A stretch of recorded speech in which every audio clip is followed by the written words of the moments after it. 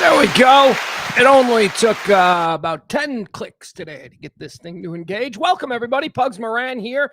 The Rant every day, around about this time, noon, live from the Kelly Moore Memorial Studios in the beautiful south side of Chicago.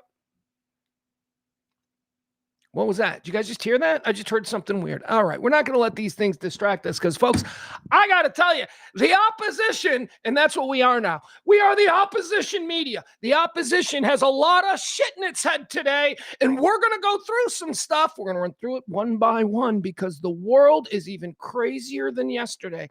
I had a lot of people reached out to me yesterday. They said, hey, Pugs, what's going on with you lately? You seem to be a little bit more jacked up since you moved back to Chicago. Well, I don't know. Maybe it's because I woke up this morning and there was another unpredicted blizzard. That's right. I went to bed last night. They said a dusting. I wake up. My car's got to be warmed up for a half hour. I shoveled snow when I woke up this morning. I don't need this. And now I got to deal with the president taking participation trophies. Oh, we'll get into that. I thought that was like the main alpha thing, that you didn't take participation trophy. We'll get into that. We'll get into how there are no principles. Nobody has principles. They have, what does that guy say is okay? That's what people have. And we're going to get into all of that today, as you can see. It's another coffee morning. Told you a couple of nights ago, nights, they all blend together. Told you a couple of days ago that I discovered the coffee pot here in the Kelly Moore North Studios. And this show runs on coffee. Let's say hi to the chat room. Let's go. Gather in, chat room. Come on, everybody. We got April here. Hi, April. Happy Friday. One of my favorite people. Jen, another one of my favorite people. I'm telling you. Here's the thing about having an unpopular show that preaches for the opposition. I get a chance to know each and every one of my listeners, and that is something that Tim Pool will never be able to say. Never. That is something that Nick Fuentes will never be able to say, that they know all of their listeners. Well, I can say that. Trying to change that, though. Finally, look, I'm over there on Blue Sky, where apparently the normal people are. That's what I hear. That's what they tell me. It's normal people. And I do have to say, although the amount of posts on Blue Sky are not the volume that you get over on Twitter. But again, that's the problem with Twitter, is that there's so much voluminous nonsense that it's no fun anymore. So I'm over on Blue Sky today. By the way, you can follow me over on Blue Sky and Twitter and Facebook and all that stuff just by going to Pugs Moran. Thank you. I don't fucking care. I'm going to burp. I'm going to do all that stuff. You know why? Because it's a show for normal people and we do normal things. Like not take participation trophy. I thought that was our thing. I thought we decided, back in the 90s, that's why millennials fucking sucked, because they took participation trophy. I thought we had already... Oh, jeez. Coffee is good. Well, not good for you. Kevin's here. Hi, Kev. Hi, Barnes. Hi, Taronda. Hi, Maddie. Okay, come on. Let's go. I got to say hi to everybody. I know there's more people. I can see the numbers of listeners do not match the number of names that I just shouted out in the chat room. So if you're listening and not in the chat room, well, you're only having one half of the experience, because we try to have a chat room here that is unlike any chat room anywhere else. Poorly attended. That's I guess why it's unlike other. I was on my buddy's chat room yesterday. My buddies here in Chicago, a bunch of local media creators called the 108. The 108, from the 108, actually, if you want to follow them, but I don't know why you would, unless you're a White Sox fan, because that's their lane, and they have fucking dialed into that lane, and it is goddamn beautiful. 108 guys were doing a chat last night. Well, not a chat, but they do a live stream, and I jump in from time to time. I've got a number of these live streams that I join. Of course, Cirque du Soleil there in Dallas. That's fantastic. That's so good. They're the best. I love my 108 guys, but Cirque du Soleil is doing shit in the medium of live streaming from your basement that I've never seen before. They're terrific. Now the 108 guys, they're White Sox guys. They are focused on their lane. Their lane is White Sox Twitter. And if you're on Twitter and you're a White Sox fan, then you know about these guys, and you probably check out their streams, as I did last night. And by the way, it's not just White Sox. They're just funny guys. I believe their brand is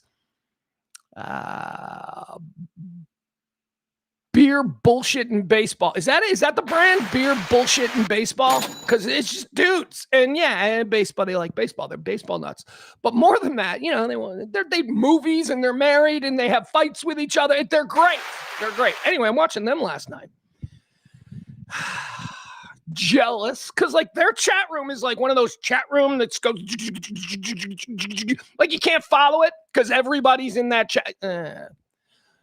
Well, we don't have that problem here, and that's why I know all you folks, because our chat room is well maintained and regulated by the likes of Maddie and April, and I was going to say Barney, but no, Barney and Adam are in the chat room. Barney and Byron and Adam, and some people are in the chat, Frank Smith, some people are in the chat room. They know their lanes, and we love them because they're unafraid, and they're still here, and they are not weird because they can completely understand that people are complicated, and they got a lot of, and just because somebody doesn't vote the way you want them to vote, or just because somebody doesn't support what you support politically, doesn't mean they need to be out of your life. Although sometimes they need to be out of our lives. Like I say, this show is for the 70% in the middle. You know what we are? We are the hot, molten middle. That's what we're becoming. 15% of people on the right are fucking nuts. They're gone.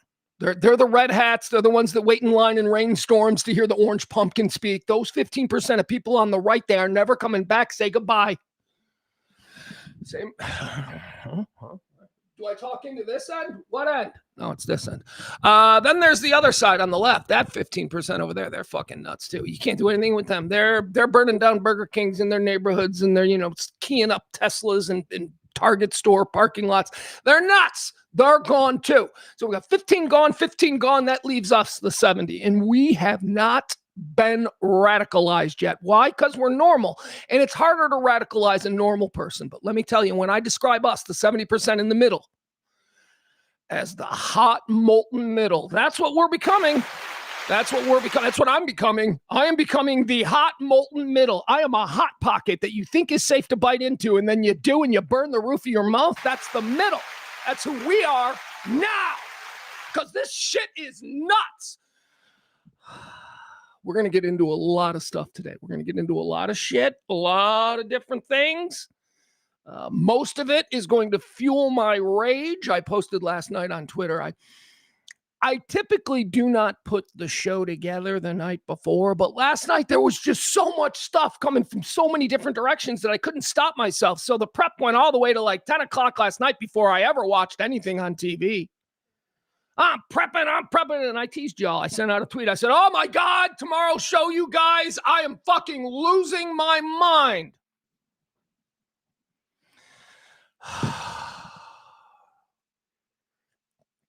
Guys, we got a porn star who's running for mayor in Austin. Do you guys know about this? You guys know about the porn star that's running for mayor in Austin? I'll tell you about that.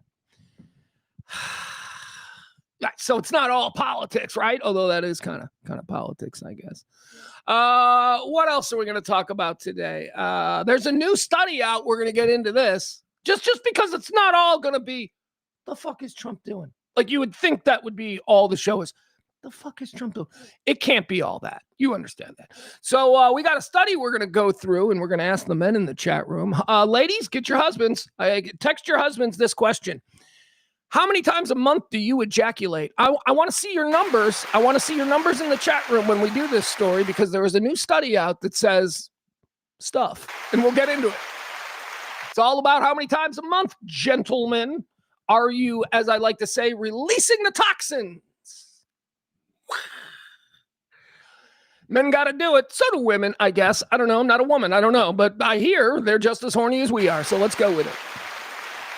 Certainly down in Austin, they got a mayor who's pretty horny. She's a porn star. What have we done? Guys, this is what happens when we eliminate shame from society. We get porn stars running for major office in large American cities. We got to...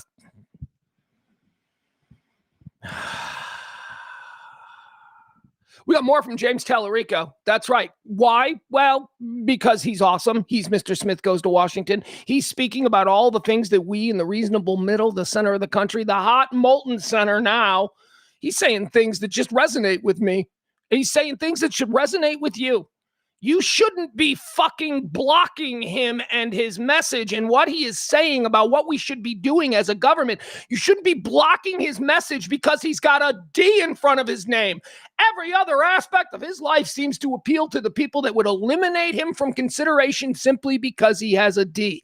Everything else about him seems like shit that should appeal to you, at least stuff you pretend appeals to you. But again, as we've learned, the right currently in this country has no principles. They have no foundation. They have nothing that they are anchored to other than MAGA, what MAGA says. And we know that MAGA is a monarchy. So we're going to listen to him. Why are we going to listen to him? Because we've got a conversation. Got a little piece of video we're going to play from a Christian preacher. Yeah, we're going to talk Christianity too and what this is doing to the country and how good Christians need to fucking stand up. Good Christians, all of us in the middle, we need to start standing up. We need to get off the fucking sidelines. We're going to play something from a Christian preacher and what he thinks women's role in a marriage is. And then we'll listen to James Talerico, who's also a Christian, and he has some things to say as well. So we'll get into that. Yesterday was all about normalization. I gave you that list. If you want to check it out, you can go to radiomisfits.com. You can listen to all of the shows. We've been doing shows every day since 2021. Go ahead, man. Go ahead. Go listen. Meet back here in 6 months or however long it takes you to do. But that would be so awesome. If like one of you was like new and you were like, oh, I'm going to listen to his entire 4-year. That would be so great. It would also be frightening because that person would probably be a psychopath. So I'd have to deal with that. I recently got rid of a psychopath in my life. Where's Byron? Where's Byron? Byron, I think, is the only guy that knows about the situation I was dealing with a psychopath. Well, it's been ongoing for a good 3 years. I've had a psychopath in my life. Well, I don't know if psychopath is the right word. Crazy. Definitely crazy. We'll definitely go with crazy. Multiple states have decided this person's crazy. So... But I recently lost her. Not lost her, but it doesn't seem to be... Hold on. Wait a second. Let me check. Hold on. You know what? Honestly, I don't know whether or not I still have a crazy psychopath in my life. Here's the problem. They only send to a certain email. and I just don't check that email anymore. So let's see. Crazy psychopath at the back of my life. Let me see. Now, hold on. You know what? Wait a second. Let me access it from here. I don't talk about it. I've never talked about it. The only person who knows about the crazy psychopath that was just hounding me in my life, the only person who knows about this is Byron. That's a weird why. I don't know why, but Byron's the one who knows. It's been relentless. Hold on. I gotta find. Sorry. I just want to see. I just want to make sure because all of this person's emails go to the same website. Yeah, never mind. Never mind. Never mind. They're still there. Okay. But they're not scaring me anymore, which is probably good. Never mind. I just checked the email. Yeah, they're still there. There's like 300 emails over the course of the last 2 weeks that I haven't read. Crazy people. They're not fun. They're not fun. They're sad. Okay. All right. By the way, I am absolutely certain that just me bringing this up and mentioning it here, absolutely certain that ensures that this person will now step up their game. So I got that to look forward to. I shouldn't have said anything, but I mentioned crazy. Peter's here. Hi, Peter. Peter says, happy Friday, family. I am in the hot, molten middle of normal people. Glad to see you all. I'm glad to see you. Barney. That's why we need Barney. Barney says, I'm the regulated, not the regulator. All right. Jen says, I think we all know crazy. I'm sorry you're still dealing with that. Oh, yeah. You know, that's an interesting subject for me to go off on right here just for a moment because it is interesting. I think we all know crazy. Do we? Because I didn't really know or have an ability to recognize crazy. Like, you know, I've always said that everybody's got mental illness. And what I like to do is hang out with an otherwise normal person. And then at the end of the night go, okay, let me run through what I think this person has. Certainly some narcissism, a little bit of delusion. I mean, it doesn't make us malfunctioning people. Most of us can still function, but we all battle some kind of mental illness. It's just we don't ever address it. We don't know. We don't know why we're an asshole. We don't know why these people always seem to fucking be mad at us. Maybe we should. Anyway, until a few years ago, I don't think I really knew what insanity was until I spent some time around a couple of people who I think have severe mental problems. It's scary. It is really scary. And when you love them, it is horrifying. It is real crazy. I mean, I don't know how prevalent it is because, again, I probably went the first 40 years of my life without ever really confronting actual somebody who has slipped off the planet of rationality. But it's scary. Anyway, I don't want to talk about that. I think we're all getting a little bit crazier and a little bit crazier. I think that's just what's happening with us. Did you share the fucking show? Did you like the show? We're trying to grow this thing. And to that end, I need to put this out. It's a bad time for me to put this out because we've got a slow chat room right now. Later in the show, I'll mention it again when I see that we've got enough people. But this show needs help. Okay. You know, this show runs on tips. Fuck that. Nobody has any money. Nobody can support anything unless, you know, you're tied into fucking Russian interests, and then you'll get $100,000 a week like Tim Pool.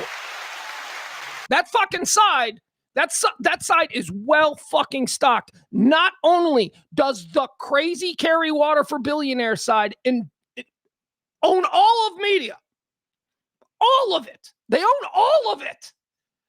All of it. Okay. Talk radio in America. If you want to talk about talk radio in America, who still listens to talk radio in America? Well, nobody, because radio is a dying medium. But the people that are still there are people who are habitual listeners, which means they're over the age of 45.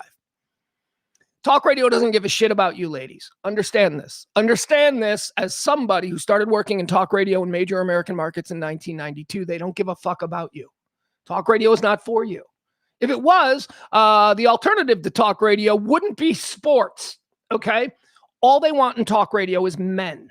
And now, because it's constricted and nobody is making new radio listeners, my kid is 16 years old. He doesn't know what the fucking thing on the dashboard is. He's like, what does that do? No new radio listeners are being, brought into the mix. So they've got the audience that they've got, and the audience is dying, and they've decided that they only want men over 40. I could be more specific, but I don't want to rattle the cage that much. But I will say this, excuse me, white men over 40. That's what they want. That's what they want. And I know because I've been in the meetings, and I've had contracts with bonus structures that, say, well, these are who we want and you'll get paid if you get them. Fun fact, Kelly and I had a crazy bonus structure in our contract when we were over there at Live 105.3. And, we were number one every fucking book with people 18 to 34. Number one, dominated. There wasn't another show in Dallas in that time period that could touch Pugs and Kelly, 18 to 34 people. Now, you would think that would be a desirable audience, but it's really not, because it's people. Seriously, our bonus structure was on 25-54 men. If we got 25-54 men at Live 105.3, we got bonuses. And we did sometimes. I mean, we did well. We were a top 5 show our entire run. But where we dominated was with men and women, because our show appealed to both. Well, radio doesn't like that. Radio only wants white men over 40 driving in their town car to the country club. That's who talk radio wants. I should be specific, talk radio. Because certainly that's not what the Kiss FMs of the world are going after. But you know what I'm saying. So we're stuck here. People who do not want to just appeal to the 40-year-old white man driving to the country club. Me, okay? Those guys are my friends. I got a shit ton of those people in my fucking phone right now. And they like me. They listen to me. But so do their wives. And apparently that's a problem. I don't carry water. I'm not right-leaning. I'm not left-leaning. I'm somewhere in the fucking middle, just like all of us. So I'm stuck here. Stuck here now being the opposition every goddamn day since 2021.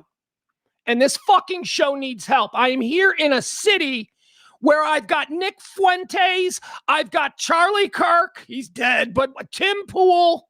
You have no idea the support that right hate talk gets in this country, whether it's on AM radio by the big corporations or whether it's the independents who are being funded by fucking special interests. They're the ones who get the fucking amplification, not us normal people.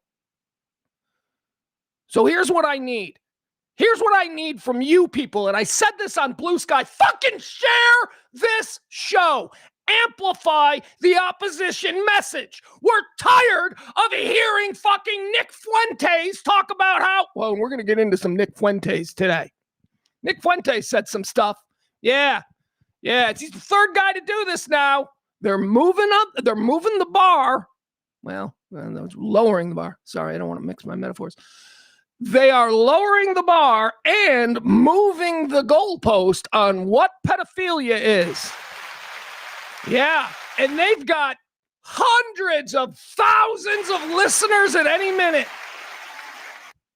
That's what they're doing.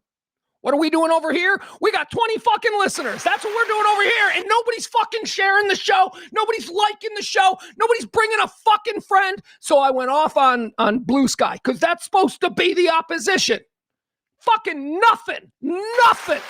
And don't even tell me about how, oh no, it's Twitter. You know, you got to be a blue check. You don't have to have that over on Blue Sky. I just got to get more. I got to get more active over there. Fucking very angry at you people. I'm very angry. I'm angry at everybody, which I guess makes for a good stream. You know I'm not angry at? I'm not angry at Maddie. Hi, Maddie. You know why I'm not angry at Maddie? Because the other way that you can support this show is by dropping something in the fucking coffers. That helps. Maddie's our executive producer again today, because last week she dropped the bomb. It wasn't enough. You people need to help her, but Maddie is our executive producer. Thank you, Maddie. Appreciate you. The reason this show comes to us is because of her. So, the money thing I get. Not everybody has money. And certainly when you appeal to the rank and file Americans the way I'm trying to, and the people that I have here on this show, you people, you're the good people, you're the working people, you're the people who are getting bent over. So money, that's a problem. I don't want that. But here's what I want. All right, you're unwilling to share the show. You're unwilling to like the show. You're unwilling to promote the show. Thanks. And you can't drop any more than you have financially. You people who support this show, you support this show. You people are fucking great. So I'm not talking about you, but I do understand that there is a limit. Like there is a limit that the 5 people who support this show every month, and it really is, it's 5 people. It's 5 people who drop more than $5, right? You know, it's 5 people who really get us up and going. There's one person who pays the fucking internet bill. They don't know it, but they do. Every month I rely on them for the internet bill. So thank you to those people. And I'm not talking to those people here. Those people are awesome. You're all awesome. Anybody that comes here, this isn't, anybody that comes here is awesome. Because the people who come here listen to 15 minutes and go, fuck that lefty libtard simply because I'm not MAGA. Well, they're not awesome. And they can just keep on walking. But I have a very strong belief that there are more normal people like us. Why we're not supporting our voices and amplifying our message and why we aren't promoting our resistance is insane to me. And it's exactly why the fucking opposition is a joke in this country. But that's changing. We're going to do a whole thing about what the real opposition is. I need to reach these people. We're going to do a whole segment today. Because let me tell you, there's talk of the Insurrection Act coming to Minnesota. The reason the show was a couple of minutes late today was because the President of the United States decided to take questions at noon, right? So I'm about to go live, and I see the President wandering out into the driveway in his bathrobe, and there's a whole bunch of fucking reporters there, so he's talking. Said it with the greatest honor of his life or something, to be given somebody else's Nobel Peace Prize. Not being president of the United States twice, not representing the good, fine folks in this country. No, it's being given somebody else's Nobel Peace Prize. Anyway, he addressed the Insurrection Act. And he said, it's been used by 48% of the presidents. So I did a little bit of a Google search on that. And we're going to go through how and why the Insurrection Act has been used by U.S. presidents in the past. And we'll see if Trump's situation measures up. But okay. So we'll get into that. And the opposition has revealed themselves. God, I want to do that. I can't wait to do that segment. All right, so we got that coming up too. So back to the point. Sorry, I'm all over the place. So how do you help this show? If economically, considering the Trump economy, you can't help, that's fine. That's fine. I get that. And maybe, I don't know, maybe it's too hard for you to click forward. Maybe it's too difficult for you to hit like on anything at all that you see from this show. Algorithm. You got to help the algorithm. Maybe that's too much for you. But how about this? Any of you fucking people know about this? And by this, I mean streaming. Any of you people know how to do marketing? Any of you people know how to do fucking editing? Because I'm telling you, there are about 1.5 90-second clips of my rants that I think could go viral. But I don't know how to fucking do it. And I got nobody helping me here. I'm doing everything by myself. So anybody who knows anything about that stuff, please reach out to me. Reach out to me in any way that you can. Not here in the chat room. Reach out to me if you got my email, pugs@radiomisfits.com. Reach out to me. You reach out to me on Twitter. You reach out to me on Facebook. It's all Pugs Moran stuff. But look, man, it's time to tap into what we do have. And what we do have, I know, are a lot of people who have disparate skills. I don't know what your skills are. What can you do? Can we form a team of like 5 people who we can have daily meetings? And I can't pay you, but I'll tell you, if we blow this shit up and we start getting Tim Pool type shit, you're all getting paid. You're all becoming a part of the executive team. That's what we need to do, and that's the opportunity that we have. What we have been given by Radio Misfits, you don't have any idea. What Ed has done to help the opposition, what Ed has done to ensure that there is at least some kind of alternative. It can't be, and I don't want to bore you with the details, but holy shit, we've got everything on our end. We've got all that we need to do as far as being technically proficient in the presentation of the show. Although I know it's like, hey, Pugs, you can't get the mics to work half the time. I know, we're working on things, but I'm rolling, so give me a break. So if you're good at any of that stuff, I know Maddie is. Maddie and I are already canoodling. So if you're good at any of that stuff, why don't you reach out to Maddie in the chat room? If this is the only place that you can go, oh, hey, I can help. Hey, Pugs, I can cut up some of your rants. I can do viral videos. I can help you with TikToks. If you can do that, help me out, man. I'm an old man, and it's time for a fucking Hail Mary. So let's go. So even if you know anybody, we can't pay. We're not paying. But here's the thing. If we do start to make money, I've always been above board about that. Everybody is. Don't worry. I'm not going to be suddenly driving around in a new Mercedes. I mean, look. If we make it a success as a team, then the team is a success. And that's just how it works. So if you know anybody, if you know any way, if you have any ideas, hell, let's all get together. Anybody who has any ideas and skills. I need skills. I don't need just ideas because I've got those. I need skills. I need somebody who can access the raw tape of this show and can edit it into clips, not the AI bullshit. I can't fucking handle that shit. That is the worst, laziest, but look at what we're doing bullshit I've ever seen. And I don't mean the stuff that has come from me. I mean, just in general, I can always tell when something is an AI clip. No, I'll tell you what clips I want. I'll say, no, can you give me from here to here in a clip? That's the help we need now. That's the help we need because we need to go full force because what is happening in this world is fucking nuts.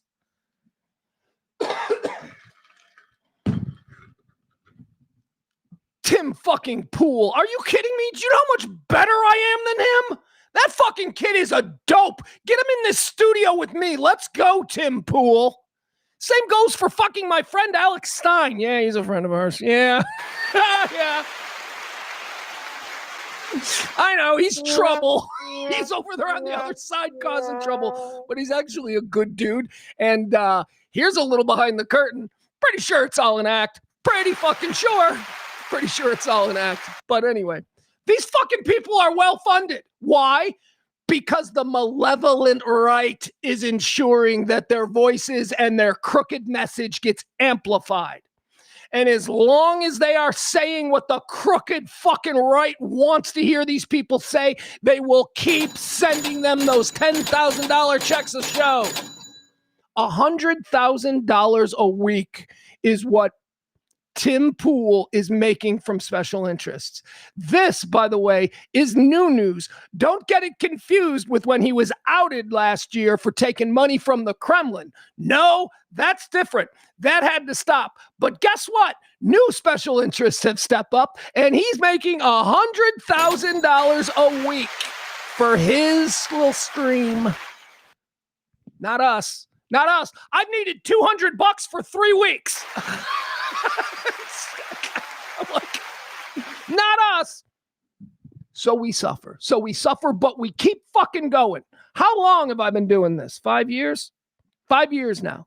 5 years, every fucking day, scraping. I've exiled myself from normal society. I don't live like a normal person. I don't have any of the things that a man of my age should have. Why? Because I decided a bunch of years ago to say, fuck you to radio and do it like this. And guess what? It has been a miserable failure, and this has been an exercise in delusion because nobody, either one, likes the show, which is a real possibility. I mean, I honestly have to...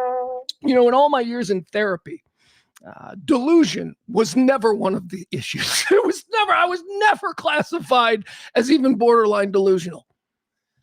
But I'm starting to think that maybe they missed that one. Maybe delusion isn't, maybe I am talentless and I shouldn't be doing this. Maybe the lack of success is an indication that I can't do this.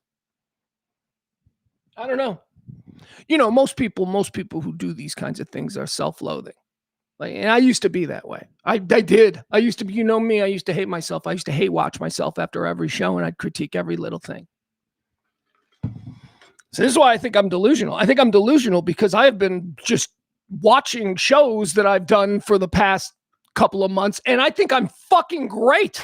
I think I'm fucking great. I'm sorry. Why am I? Hey, Pugs, don't say that about yourself. Well, nobody else is. So yeah, I'm going to start fucking saying it about myself. I think I'm doing some unique talk radio here that is not being appreciated, not being amplified, not at all being recognized for what it's attempting to do. So we're just here swimming and treading water.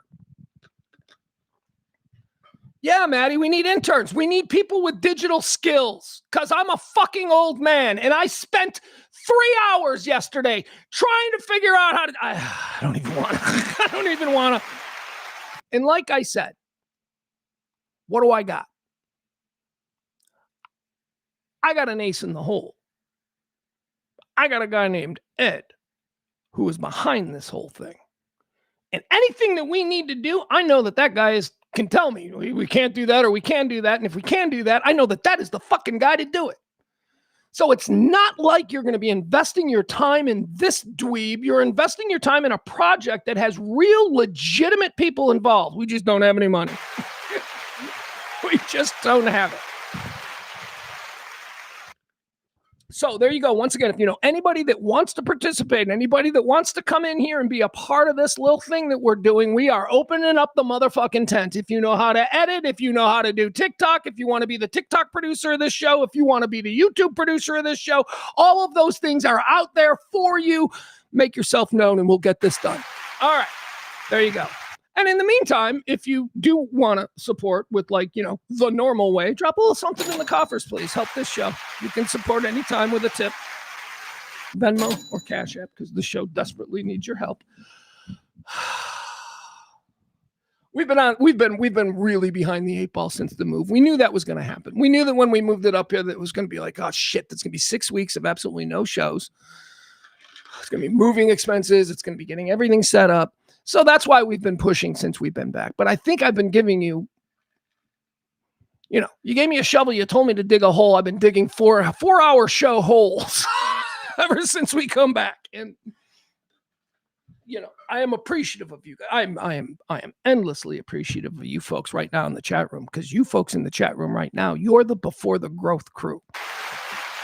You are the ones a couple of weeks ago. I literally had this thought, and I know it's like, oh yeah, that's kind of Trumpian. It's a thought that was never, never had to be made good on. But so I had this thought. I was like, do you remember a couple of weeks ago when like the Powerball was at like $50 billion? It's like, hey, one guy in Arkansas is going to get 50 billion or whatever. It was crazy.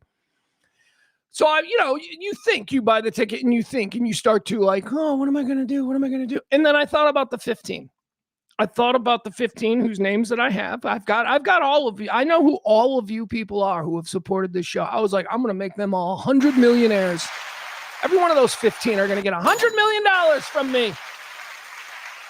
Because, I'm the guy who says that if I won like $1 billion, that would probably give 950 million of it away. That's because I don't really 50 million. You know what I could do for 50 million? Here's what I could do for 50 million. I could ensure that my grandkids have a leg up in this fucking bullshit world. That's all 50 million would do for me. I'd have a condo. I'd have a nice condo on a lake somewhere, and I'd drive a fucking normal car. I wouldn't be Mr. 50 million. A lot of people are like, if I won, I'd have fucking a jetpack that I'd take to the pizza place. No, you wouldn't. I'd use that money. I'd put that money back in. I would help people. I would do it in my community. I'd build schools. I'd build parks. I'd fucking help poor people. You know what Sinatra used to do that I always thought was one of the most badass things in the world? This is who Frank Sinatra is. And by the way, this isn't legend. This is real. I mean, there are books published with the fucking checks. Frank Sinatra used to wake up every morning and read the newspaper. And he would specifically look for stories about people who were in need. Oh, look at this. Somewhere in Pennsylvania, a family lost their house. It burned down on Christmas Eve. Frank would fucking write him a check secretly. Like secretly with no fucking... That's the kind of rich guy I would hope that I would be. Just out there just writing checks. All right, so we've got that. Again, I put it out there. If any of you know anyone who can do those kinds of things, we are looking for interns. That's right. No money involved. This will be a hobby for you. We're looking for interns who know how to do TikTok stuff. We're looking for interns who know how to do, viral video stuff. We would really love you to help promote and amplify the show in any way that you can. We're looking for skills. Those skills, should they be successful, will be kingly rewarded. I promise. That's the promise, right? Isn't that that's the big bait and switch promise that corporate America does all the time? Well, we're not going to pay you now, but it's a commission gig. It's a commission gig. That's what it is. All right, reach out to me, or right now in the chat room, you can reach out to Maddie. Maddie, I would tell you that, although I don't know that she has any of these skills, somebody that needs to be teamed with Maddie, if she has time, is April, because April is tireless. She is a warrior. April is the queen of the chat room. She is the executive producer of the show by default. So I certainly would listen if April has any thoughts on this. Okay, thank you guys. And Maddie, you and I got to talk today. You and I we've been kind of texting back and forth, but we've got some stuff we need to discuss. All right, so we'll do all of that today. Let's see. We got Peter in the chat room. Hiya, Peter. We got Barney. Hold on. What is Barney? I love when Barney chimes in the chat room, because Barney takes nothing seriously. Barney's just Barney's just out here to piss Adam off. Barney says, I've listened to 5 to 10 hours of radio podcasts a day for about 25 years. And I didn't realize that. Barney, that's fucking really nice, dude. That means a lot, because thank you. It means a lot. I also got a really nice compliment yesterday from somebody in radio. Somebody who I respect. They were like, man, your show yesterday was so good. That made me feel good. It's nice. You say nice things to people. It makes them feel good. Now, my response to compliments, I don't take compliments well, but they still need to be there. So thank you. Thank you for the compliments, because I do appreciate them. I just wish I took them better. All right, let's get started. So here we go. Let's talk about today's show. We're also going to do football, because there's football, and I got football on my mind. Football's on my mind, so we'll get into that. We'll do picks. We'll watch videos. Barney's in the chat room. Maddie's in the chat room. KB's in the chat room. Well, this is bullshit. This is like my mom telling me I'm pretty. Thank you, Kevin. That's very nice. But actually, no, this might mean something more, right? Because Kevin's my boy from when we were kids. Like you would expect I'll give you an example. So all right, here's a story.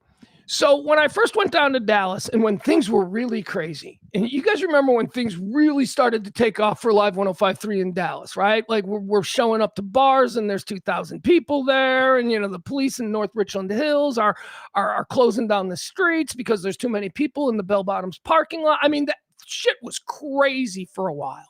And it was a lot of fun. I mean, God, how could it not be? I'm just some fat, dumb kid from the south side of Chicago. And all of a sudden, I got people treating me like I'm a poor man's Howard Stern for 2 hours a night, right? It was fun, and I enjoyed it. But in the middle of all of that craziness during dodgeball, I remember two of my friends from growing up came down to hang out. They're like, yeah, man, it'll be fun. And they came down and they don't know this, and one of them is dead now, but their behavior was really hurtful. It was really hurtful. I'm their friend from growing up, and they come down, and we're having fun, and nothing was good enough. Nothing was cool. That was stupid. I don't get it. It was all of that kind of stuff. And that's because of their mental illness. Their mental illness would not allow them to be happy for their friend from childhood. So when Kevin Barber says something like that, I think I'm going to take it more seriously. Thank you, Kevin. That's very nice. And Kevin knows what I'm talking about. Kevin totally right now has a couple of guys in his head. He's like, yeah, I know who those guys were. Yeah. I mean, they're good dudes. They're good dudes. But isn't that weird? When a friend does something that is different, and that is, I think, worthy of going, hey, man, this is fucking crazy. It's hard for us to tell our friends that, man, I'm impressed by what you've done. Because I think that's all friends see each other as equals, right? Isn't that it? We're all equals. So it's hard to say to a friend, hey, what you've accomplished here is really cool. And I'm proud to say that I knew you when we were 12, right? That's not a real thing that people do. People don't do that. People should, though. So thank you, Kevin. I appreciate that kindness. That was nice. All right, let's get started with the show. Here we go. And when I talk like that, I feel a little bit cringe, but I'm just trying to be as authentic as possible. And I guess sometimes people are authentically cringe. So there we go. All right, let's get into today's show. Here's what's happening here. I told you we were a little bit late getting on the air because Trump was taking questions in his bathrobe from the driveway of the White House. That's always fun. He's just out there picking up the paper. What are you guys doing? Just starts taking questions. One of the questions that he talked about here was the Insurrection Act up there in Minnesota. We've got. Well, I guess it depends. Tim Pool will tell you that we got riots in Minneapolis. It just looks like protesting with a bunch of really rude, angry people. That's what it looks like. I haven't seen riots. I mean, how are we defining riots? Because LA riots? Yeah, I mean, I remember that. What's going on in Minnesota? It's just really a bunch of fucking federal troops firing tear gas into a bunch of people with purple hair. That's what's going on in Minnesota. That's not a riot, okay? It's not a riot. But, okay, so it's either a riot or a protest. Anyway, the President of the United States is now dangling the idea of utilizing the Insurrection Act, which is an act that allows the President of the United States to send federal troops into a local community to regulate. Serious thing. It sounds very serious, especially if you are an American who believes in states' rights. The way the right used to. The right used to believe in state rights. That used to be that. But again, like I told you, they have no principles anymore. So those of us with principles are fucking left going, what the hell is happening? So Trump in the driveway today was asked about the Insurrection Act and his dancing with the idea of sending federal troops into Minnesota. And he said, well, it's not something that I'm gonna do, but I can do. You know how he does that? Well, it's not something I'm going to do, but I can do it. I just want y'all to know that I can do it because it's in my powers. And then he said it's been used, I believe, like someone didn't just tell him this. This is how fucking duplicitous this guy is. He has to pretend like he's pulling this off the top of his head. I believe it's been used by, I don't know, something like 48, 47% of presidents. Someone just told you that. You know exactly what the number is, but you're trying to make it seem like you're a smart guy who knows this number off the top of your head, so you confuse it 47, 48. You're a fucking con man at every turn. So he talked about 47, 48% of the people, presidents, having utilized the Insurrection Act. Of course, no follow-ups to that. There was no, what presidents and what were the conditions? Because, you know... that would be journalism. No, they just let him rant on about how if he decides to do the Insurrection Act there in Minneapolis, he wouldn't be like rare. Other presidents have done it. So, see if he's right. He said about 48% of presidents have used the Insurrection Act, and he's right. He is absolutely right.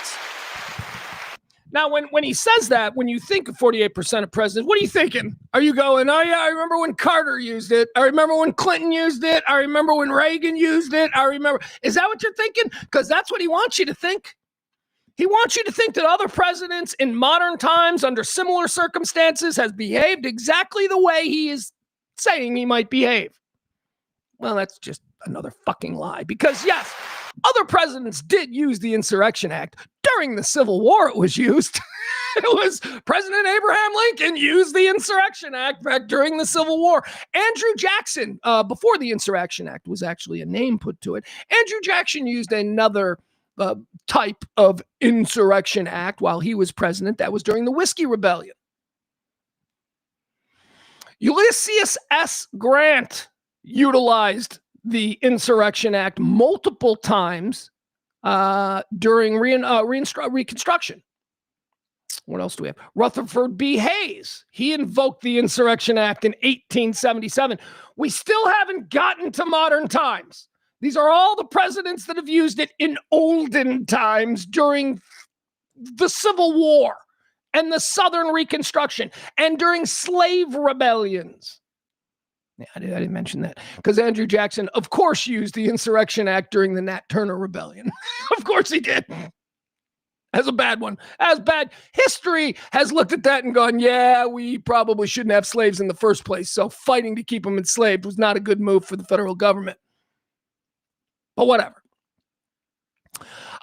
It was used in modern times. If you consider the 1960s modern times, the Insurrection Act was used by President Kennedy. That's right. Trump is just like President Kennedy. If Trump uses the Insurrection Act, just remember that President Kennedy also used it because we're stupid now and we don't look at specifics of situations. We just say, well, it's the same. President Kennedy used the Insurrection Act so that federal troops could be sent into southern states and allow black kids to get educated. That was why Kennedy used it. Trump, why are you using it? Because you don't like purple-haired girls with nose rings? Gotcha. You don't like loud purple-haired girls with nose rings? Okay. Yeah, John F. Kennedy did it so that James Meredith could walk into a university without being murdered before he got to the classroom. So that was when Kennedy did it. Johnson did it, but this was during the civil rights protests and Martin Luther King's death. And, there were some riots there and shit was burning and cities were overwhelmed. So the federal government came in. Understandable. That seems like why the Insurrection Act was created. So more modern times, the most recent time that the Insurrection Act was used, and again, not an instance where it was used to, stop loudmouth, purple-haired lesbians. No, it was used in 92 during the LA riots when the entire fucking city was burning and you had Chinamen on rooftops with rifles shooting at, black kids in the street. Seems like that got a little out of hand for the authorities there in Los Angeles, and it seems like maybe the federal troops should be placed in a situation like that to maybe just calm it all down, because it is fucking Hollywood after all, and we like Hollywood. Well, we like to visit there. We don't want to live there, but you know what I'm saying? We like movies.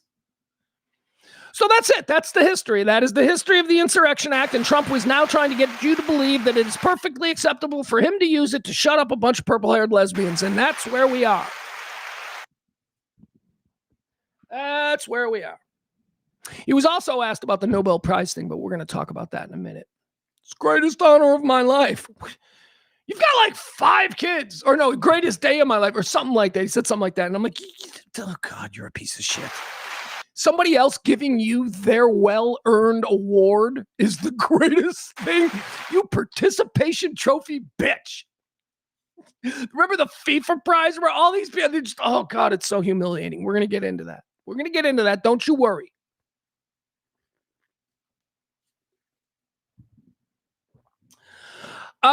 So let's talk about the Insurrection Act and the idea of federal troops being moved into American cities. Yeah, a little look, in the time that I've been here in Chicago, we had the situation like when the earliest shows that I started doing here from the Kellymore North studios were being done during the time of the ice rage here. Operation Midway Blitz is what it was called. And it was it was when all this ice shit was happening in Chicago. And remember, the priest was getting shot in the head with a fucking rubber bullet. We saw all that shit. When all that shit was happening in Chicago, it was happening in this neighborhood where I'm doing this show from. I told you I see ice around here all the time. They're present. If you remember, back when ICE was first deployed, and a distinction needs to be made between ICE, which is a Bureau of Federal Law Enforcement. Okay, it's that's what ICE is. ICE is different than sending troops in. Activating the National Guard and sending them. It's different. ICE is different than it. They're two totally different things. So ICE was here in Chicago. They were doing Midway Blitz, and they were taking a lot of shit. They were outnumbered by the neighborhoods. They were coming out in huge numbers. And so Trump, if you remember, and we covered it here on the show, Trump sent a bunch of troops. Do you remember that? Originally, I'm sending troops to Chicago. They were stationed about 40 miles outside of Chicago, just southwest of Joliet. That's where they were. And they were sitting there and they were waiting. And Trump was like, we're sending in the troops. Now, originally, the promise was, and this was something that a lot of people in Chicago were kind of like, okay, tell me more. The promise was that the troops, the federal troops, not ICE. ICE is doing immigration enforcement for people who are theoretically criminals as far as, in the eyes of the Immigration Enforcement Agency. That's what ICE is supposed to be doing. The troops were supposed to be cleaning up Chicago. Remember the hellhole? And let's stop, pretending that we're the black neighborhoods. That's what the troops were originally for. But then there was serious pushback about that. There was serious pushback. The troops were moved here. They were getting ready to deploy. I told you at the time, I said, go ahead, deploy these troops into the neighborhoods. Let's see what happens. Okay? Let's see, because if you're thinking you're going to encounter a bunch of purple-haired, nose-ringed lesbians, nope. That ain't what you're going to get when you put these 18-year-old kids from Kansas on street corners at 63 and Stony Island. You ain't going to get a purple-haired lesbian, so buckle up, motherfucker, because the opposition is real. So in the last minute, they changed their story, if you recall. It was no longer about crime enforcement in the Democratic-run hellhole of Chicago. Those troops were now theoretically here to protect the ICE agents. Remember that? That's where it shifted. And we all went, what? I thought you were going to clean up the city. I thought the troops were supposed to clean up the really bad. I thought O-Block. I thought the troops were going to O-Block. Nope. They took one look at O-Block and went, how many dead kids from Kansas can we suffer before people go absolutely nuts about this mission? Because that's what would happen. Dead kids from Kansas lying in a pool of their own blood in the middle of O-Block. Google O-Block. It's the most dangerous neighborhood in America. Go ahead. Send your troops in. I have no doubt that you will kill a whole bunch of them. But how many of them will get you too? That's the problem. How much blood of American citizens are we willing to take? Because I will tell you that the people in these neighborhoods, they don't worry about dying. They don't worry. They will walk up to a cop in a car and shoot him. That's the level of criminal that we have in some of these neighborhoods. So go ahead, send your troops in. And Trump was like, no, they decided no, it was in the best interest to not shake that fucking rattle. So now the troops that were stationed outside Joliet, they were there on the pretense of protecting the ICE troops that were here doing Operation Midway Blitz. Those troops were sent home about a week later. It was all for the media. They were never deployed. There was never any National Guard troops. He wasted all that money setting and staging all of these troops. Why? So that he could control the news cycle, so that people would say Trump is sending troops into Chicago, so that every fucking backward ass talk radio host in America could go, this is what we need to do. Never happened. They sent them back. Why? Because the prospect of what was really about to happen if they sent troops into the neighborhoods of Chicago wasn't what they were willing to accept. And they knew it would end up being a bloodbath. You got the opposition wrong when you're talking about big cities in the north. Big blue cities. You got the fucking opposition wrong. It ain't a bunch of purple-haired lesbians. It ain't a bunch of fucking chicks with fucking chain wallets and, girlfriends. And it ain't that.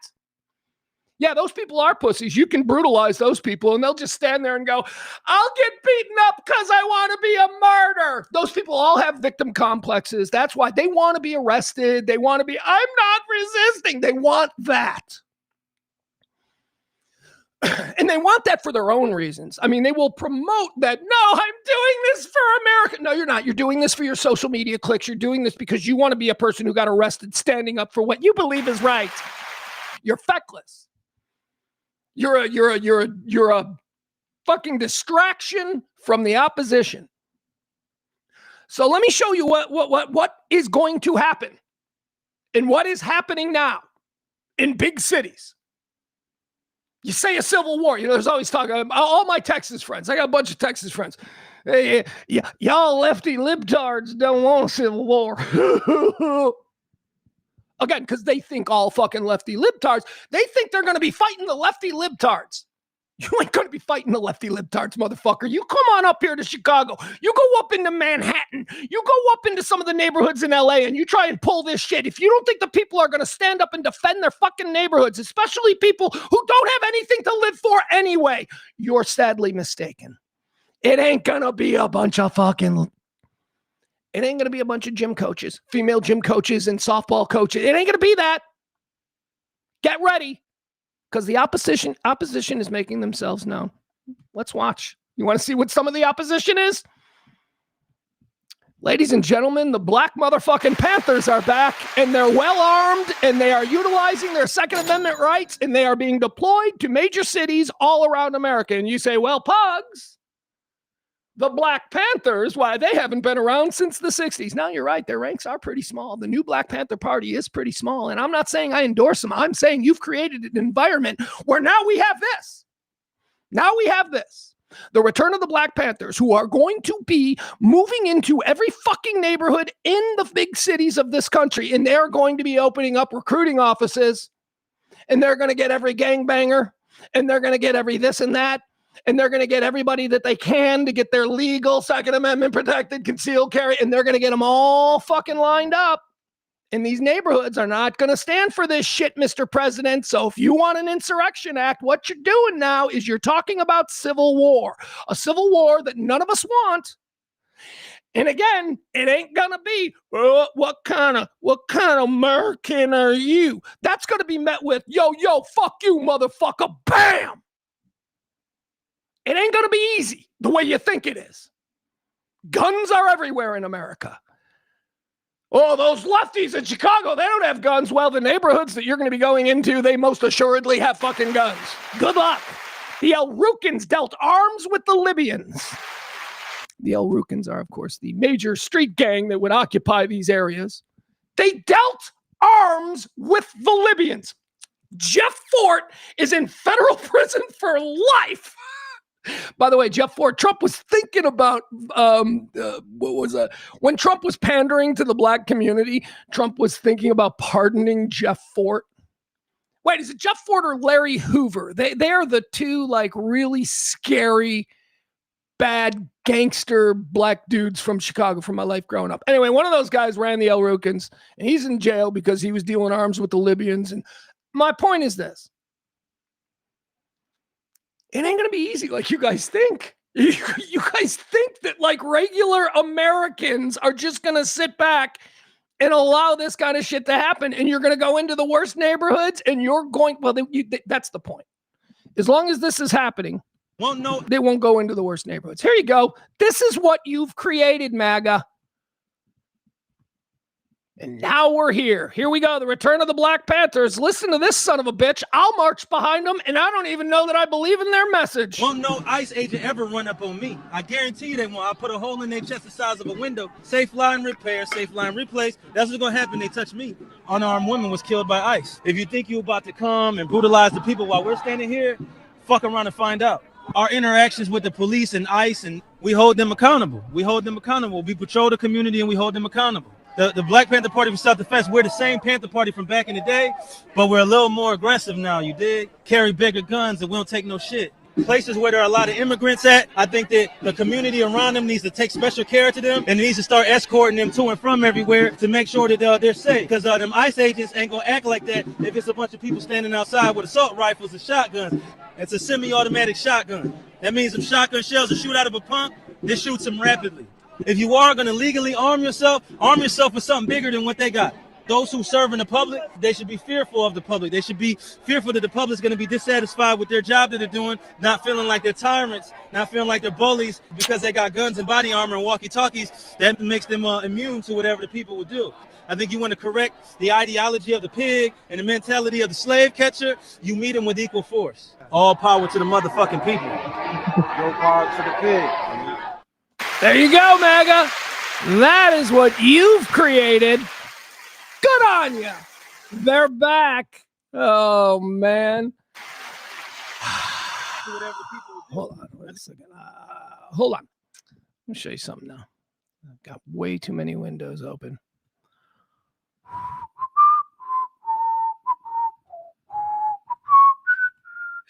Sorry, I got way too many windows open. This is just not tenable, the situation I've created here. I do apologize.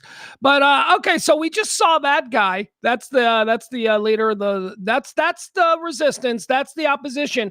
Let's check in on MAGA, see what they're doing. Let them eat motherfucking cake. We've been here before, people. And you're just accepting of it. You're just all accepting of it. We're all totally okay with that. Hey, let's watch this. I got more of the Panthers. Here's another piece of video from that very same guy. Typically what he does in his crew, they are based in Philadelphia, so they control the streets of Philadelphia. And whenever they see a situation going on with a cop, they decide to get themselves involved. Could that lead to problems? Sure could. But guess what? We've created a situation in this country that the right made happen, and now we're here. So let's watch how that guy handles cops in Philadelphia. Watch this. All right, so basically the cops have stopped him because he's walking down the street as a black man wearing all black with a gigantic fucking gun across his chest. Thanks, MAGA. That's what you people got us. So he's legally doing this, and the cops, of course, because what are you supposed to do? Well, it's a black guy, so you're definitely going to talk to him. I don't know if he was a white bubba with a Confederate flag who was like 500 pounds. I don't know if the cops would bother that guy, but the Black Panther with his legal fucking gun and all of that shit, he gets hassled. So let's see how that goes down. I can hold my gun like this. It's the law. Philadelphia Crime Code 6108 says I can hold my long arm in my hand. Just can't have my finger on the trigger. This is not. So don't ask me to do nothing that's against the law. Can I help you? I'm out here minding my business. I'm out here to control and watch you. Anything else? Because you guys like beating up our teenagers. Somebody sent us a video of y'all beating up a teenager. Y'all, wasn't it? It was y'all. You're a police officer.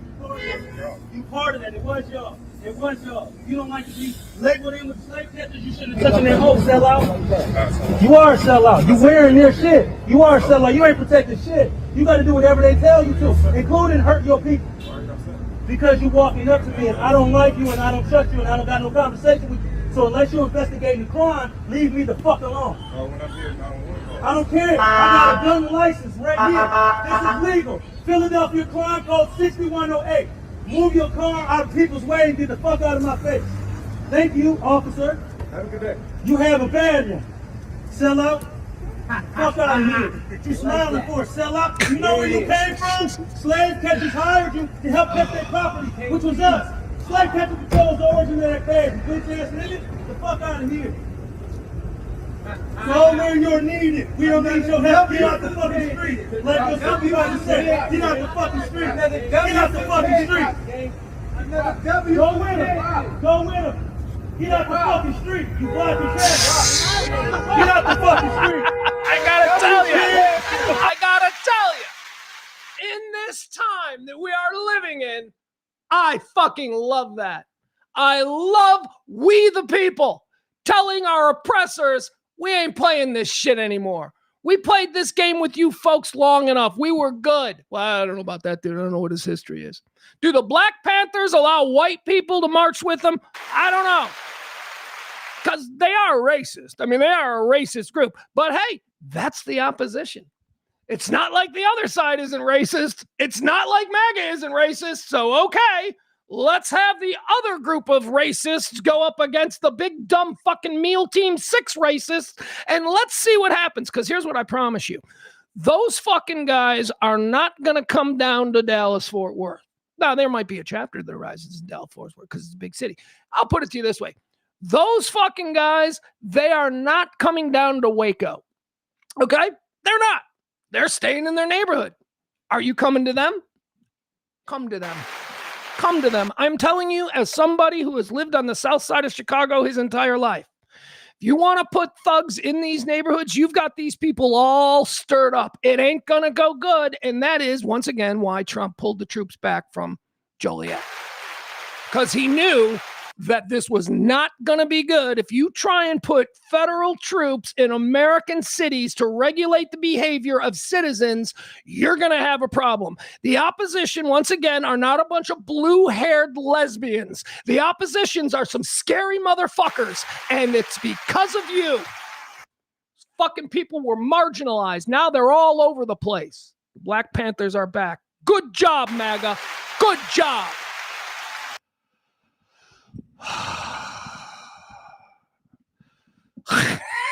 Yes, Barney going back a few. Yeah, all right. There were Chinamen on the roof in LA. They weren't Chinamen, they were specifically Koreans. I stand corrected. I do. All right, let's see. What else do we have? So we've covered the whole okay, so now we got to do this one, right? We got to do the fucking participation trophy. What are we doing? What are we doing? So yesterday we know, look, Venezuela, let me set the table for you. Venezuela had a guy, Maduro. Trump didn't like the guy. Hell, none of us liked the guy. The guy was a bad dude. And like I said at the time, Kamala Harris would have probably done the same thing. I'm just throwing it out there. Kamala Harris was somebody who did not like Maduro. She talked about him all the time. He was indicative of a problem that she saw in South America. So don't be like, Trump went and did that because he was sliding in the polls and he needed to do something that would appeal to more than just his base. Actually, his base didn't like it, right? Didn't his base? He doesn't know what his base is. Is his base like, because Lindsey Graham and all these people, they're old war hawks, but not for the reason that I'm called a hawk sometime. They're hawks because they're paid by the defense industry to be hawks. I just want to use our bombs. I just want to use our bombs and shit to spread the message of Americanism. Maybe not this version of Americanism, though. Maybe. Anyway, Venezuela, we go down there. Trump gets rid of Maduro. He brings him here to America. You're arrested. I don't even know what's going on with that. We haven't talked about that in a while. And there is a woman down there, Maria Machado. Maria Machado has been the opposition leader in Venezuela to the Maduro government for quite some time, going back 25 years. She's a very well-regarded person in Venezuela, theoretically. She runs the opposition. She thinks that she should be the next president of Venezuela. However, what we got going on in Venezuela right now is Delcy Rodriguez. Delcy Rodriguez, I think it's Delcy Rodriguez Gomez or something, but she goes by Delcy Rodriguez. Delcy Rodriguez was the vice president under Maduro. When Trump came in and took out Maduro, apparently it wasn't regime change. Apparently it was just, we're going to arrest Maduro. Because the vice president then ascended to the presidency of Venezuela, and it seems like she's the president of Venezuela. That is Delcy Rodriguez. Maria Machado, the opposition leader, a couple of years back, she won the Nobel Prize for her relentless work in humanitarianism and all of these things that she's doing for the people of Venezuela. You know, she seems like a good person. The Nobel Prize Committee decided that they were going to award her the prize. She was given the Nobel Prize. And we know Trump just really wants the Nobel Prize. He doesn't want to earn it because he doesn't do anything to try and earn it. Although, if we're being honest, the shit that went down in Gaza, between Gaza and Israel, that seems to have really kind of quieted down. So, okay, so let's put that on a list of reasons why Trump should be considered for a Nobel Prize. That alone doesn't get him the Nobel Prize, though. Not with all the other nonsense he does, but okay, that's pretty good. Maybe even Maduro, maybe getting Maduro out of there and, you know, setting the people of Venezuela free from this totalitarian regime. Maybe that's good. We'll write that down too. Okay, so he's got a couple things that we'll consider. A list of reasons why he shouldn't get the Nobel Prize. Very big, but okay, we're being fair. We're writing these things down. He's got two. So Maria Machado wants Trump to endorse her as the new president. But again, remember, Delcy Rodriguez has ascended to the presidency upon the arrest of Maduro. But the opposition leader wants Trump to make her the new president. Like he can just you know. So she shows up to the White House, hat in hand, literally, and in her bag was her Nobel Prize. This fucking chick gave the president of the United States her Nobel Prize and told him that he deserved it more than she did. This is what our world's leaders and you would think a Nobel Prize winner would be one of the best among us. I have to say that was probably a mistake, giving the Nobel Prize to a woman who would castrate herself. How does a woman castrate herself? Who would do this to herself on the national stage in such a grotesque way. She offered the president her Nobel Prize because she wants him to make her the new president of Venezuela. Now, maybe there's a larger play here that I'm not considering. Maybe she is willing to do this because on the other side of it, she truly believes that she can be transcendent for the people of Venezuela. Maybe that's it, and you know, whatever. But what a humiliating thing she had to do. Humiliating. She had to go to the president, hat in hand, hoping that he's going to make her president down there. And in order to grease the wheels, she gave him her Nobel Prize because he thinks he deserves one. FIFA gave him the FIFA Prize, which was never a thing until now. Exxon gave him the Exxon Prize, which was never a thing until now. Guys, this isn't normal. I don't know how to rant on this. It's fucking weird. I mean, not as weird as a bunch of people in Victorian dresses wearing dog heads dancing at Mar-a-Lago weird, but it's fucking up there, man. You can see how they're connected. How is this a thing? How is this a thing that this is what normalization is. It is now normal. And this is the danger of having a president of the United States who behaves this way. There are now children who think it's totally normal to behave this way because they've seen a fucking president behave this way. This would be like if the Pope all of a sudden started dating and he's like, what's so weird about this? The Pope dates now. It's just fucking wrong. It doesn't match up. It's not. It's so sad. And then it's like, is he going to keep it? Well, he might keep it. He might not give it back. Is he going to display it? Is he going to display somebody else's Nobel Prize in the hopes that 1 out of 10,000 people who see it might be stupid enough to think, oh, he must have won it, and not be one of the rest of us who are like, yeah, that's the one he took from that lady? Is he just doing it for that one person who's going to be like, wow, he won the Nobel Prize? What the fuck is wrong with this man? It's weird. It's fucking so weird. And the shit that he's into, and his friends are pedophiles, and they're dancing in dog hats in the fucking Mar-a-Lago. What the fuck, man? What kind of Stanley Kubrick, David Lynch presidency is this? And you people think it's normal. Normal. And I'm sorry, but it's the Republicans. 86% of them, according to a new CNN poll, 86% of Republicans are still on board. Can't do anything with that. Now, that's just Republicans. You know, he's fucking way underwater with Democrats, of course, but also way underwater with independents. The normals, I'd like to say. Republicans are not normal anymore. They're not. They are sycophants. Republicans are Smithers. That's what they are. They're all Smithers from The Simpsons. It's unbecoming. It's just so unbecoming. I'm a Republican because I like to follow other people. I like to find the absolute worst representation of humanity and make him my king. I'm a modern American Republican.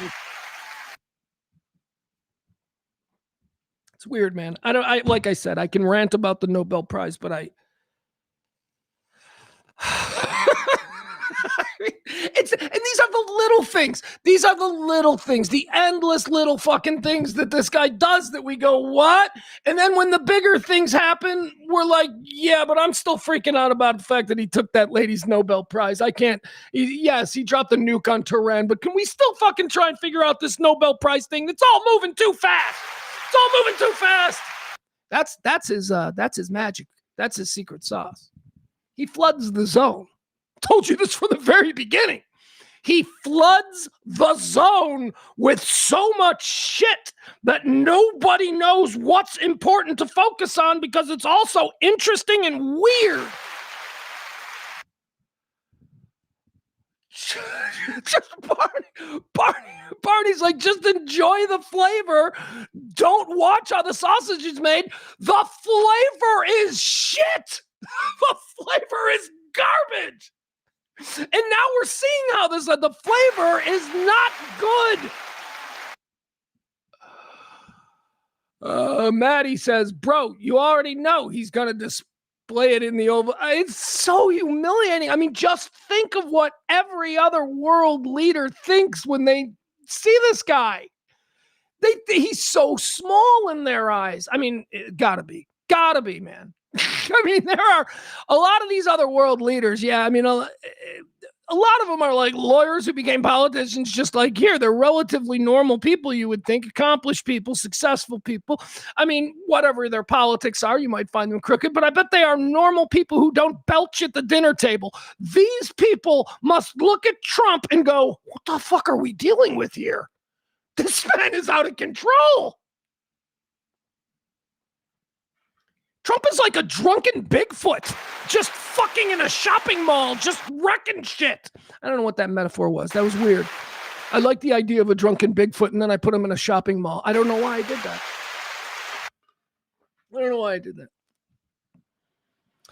Bro, you already know he's going to display it in the Oval and gaze at it admirably like he did his pile of dirt during the oil. Hey, you know, before he was actually Times Man of the Year, he had displayed for 20 years in Mar-a-Lago a giant framed Time magazine with Trump as Man of the Year. It was completely fake. But he had them put it up. How weird is that? You fucking people! How weird is that? Somebody. Oh my God. It's insane.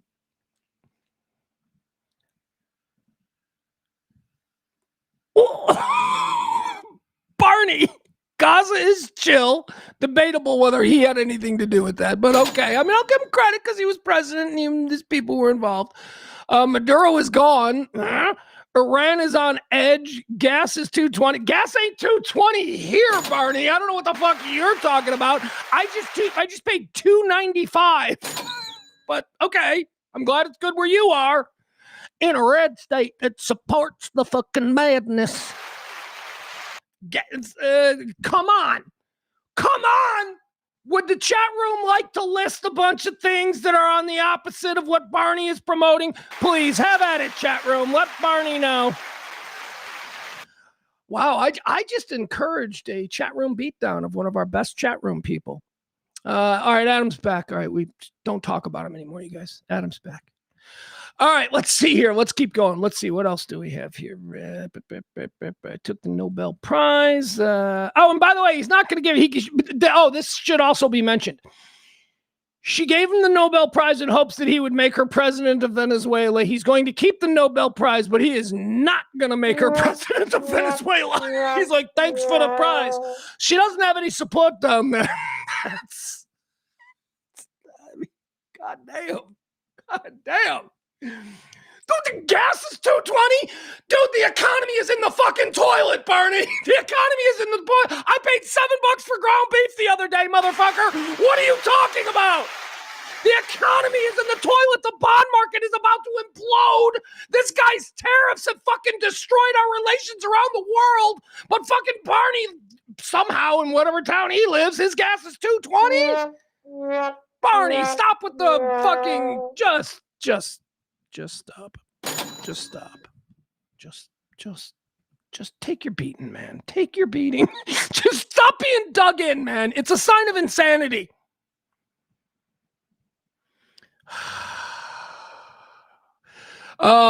Jeff in the cornfields. Yeah, I mean, rural America always has much cheaper gas because it's easier to get the gas tankers into the gas stations. When you get into areas where people actually live, that's when these tankers have to get the gas stations that are like 5 miles off the interstate and they have to drive on regular streets. It's much more expensive. Then you get into big cities that have a lot of people and you have extra taxes that are added onto these gases because of the services that are provided in this community to the millions of people, not the 15 who live in fucking Iowa. Okay. So yeah, gas prices are different from coast to coast. Have you ever seen California? Holy cow. So don't give me gas is 220 because that doesn't appeal to everybody. That doesn't even apply to everybody.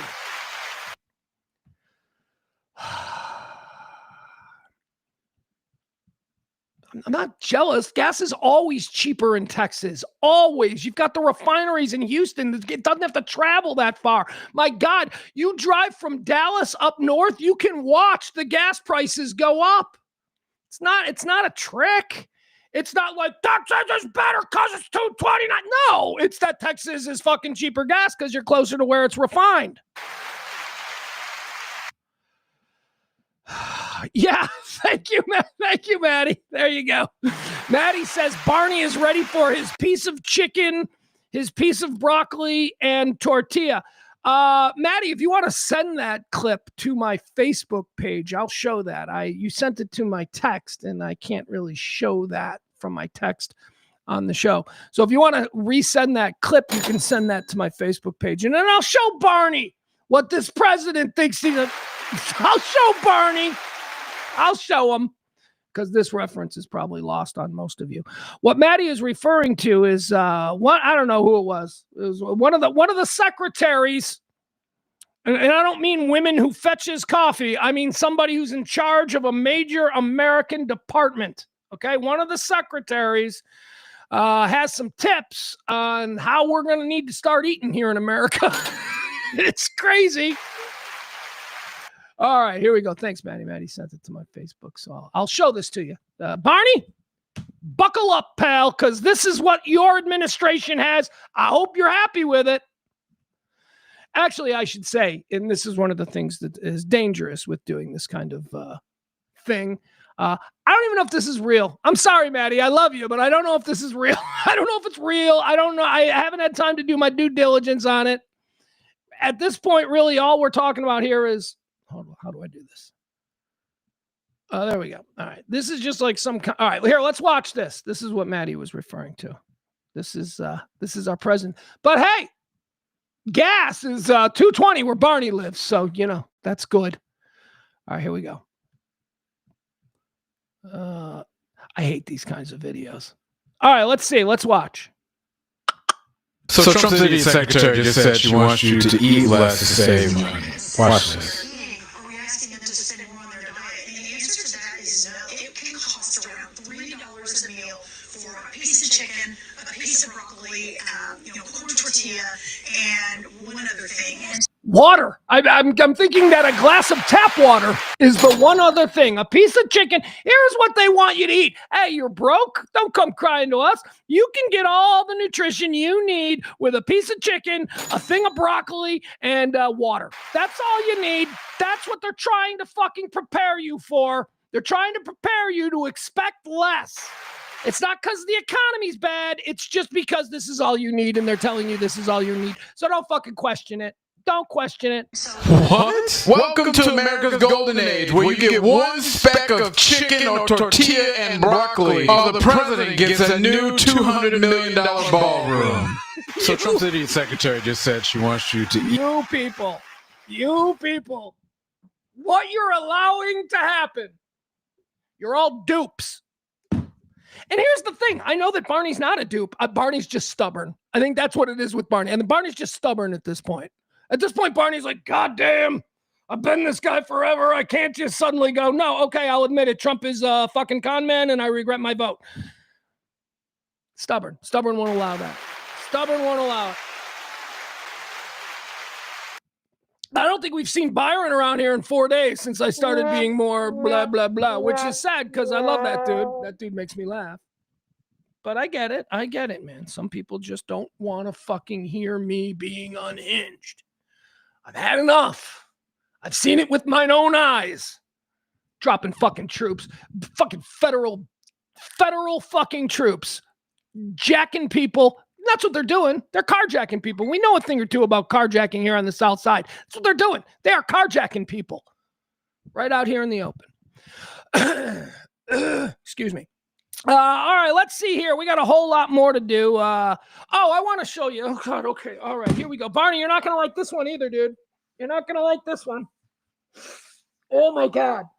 I told you about this the other day, and I needed to make sure it was real because, again, with AI and with all of this stuff, you never know what's real. So I don't want to just play a video, go off, be unhinged, and then have that video, find out, well, that was AI. That was fucking AI. I've got a video that is essentially going to lay out for you what Donald Trump's plan for exile is. Yeah, he's letting everybody know. And he wants you to come join him. Remember, he got the free jumbo jet from Qatar. Oh, I know, it was a gift to America, but for some reason, he's going to be keeping it. Okay. So he's got the jumbo jet from Qatar. He's got the chummy friendship with the folks there in Saudi Arabia. And now he's developing massive plots of land in Saudi Arabia. He is planning his exile. And I'm going to show... That's a burp. That's what I do. I'm one of those guys. I burp at the dinner table. No, I don't. No, I don't. Okay, just so you know. I burp here because I'm being silly.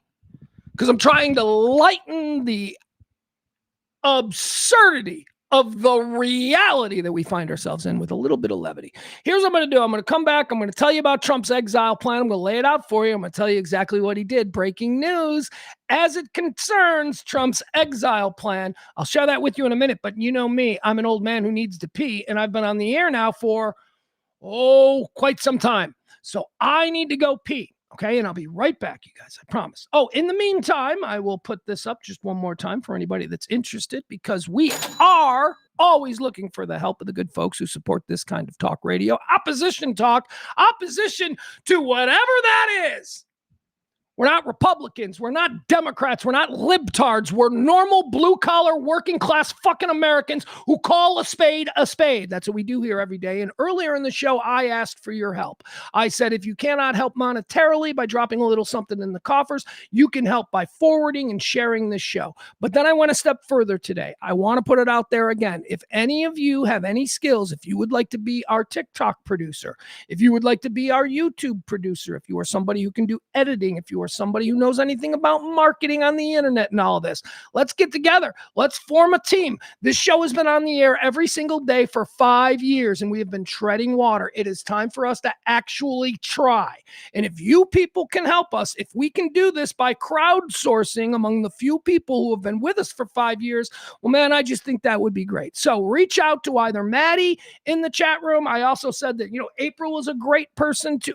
April doesn't even have my phone number, I don't think. I'm like, why can't I text with April? I'm like, oh shit, I don't have her number. So I got to get all that stuff. But we're looking for people to step up and help this show, because I understand that a lot of you can't help the show monetarily the way old Tim Pool a couple of blocks away from here making $100,000 a week. I know you can't help that way. I get it. That's fine. We're all under the fucking thumb of this oppressive bullshit. But we are the opposition, and we have been speaking this way now for 5 years, so we're looking for your help. If you want to join this team, if you want to become a part of this, please reach out to Maddie in the chat room or send me a note, pugs@radiomisfits.com, or reach out to me on either Facebook, Pugs Moran, Twitter, Pugs Moran, Blue Sky, Pugs Moran. I would love your help. Let's start a collective, okay? Let's get this thing off the ground. Ain't nobody making money now, but maybe together we can turn this into something, and then we'll all get our little slice of the pie. I promise you that. All right, in the meantime, I need to take a piss. I'm going to go to the bathroom. I'm going to refill my coffee, and I'm going to come back, and I'm going to share with you Trump's plan for exile. Coming up next. Be right back.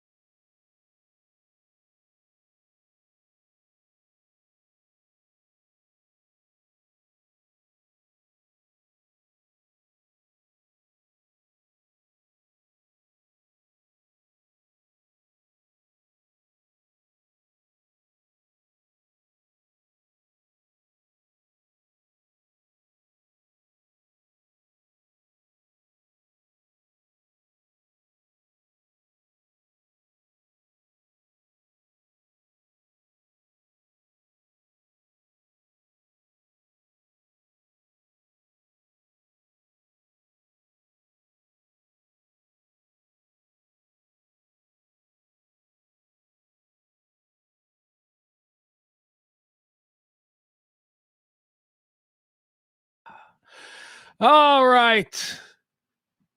Hold on. Oh, where's the camera? There we go. All right, we're back.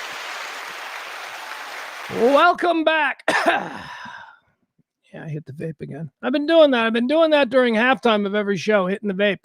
Don't do it before the start of the show. Maybe I'll try that. Maybe I'll try hitting the vape.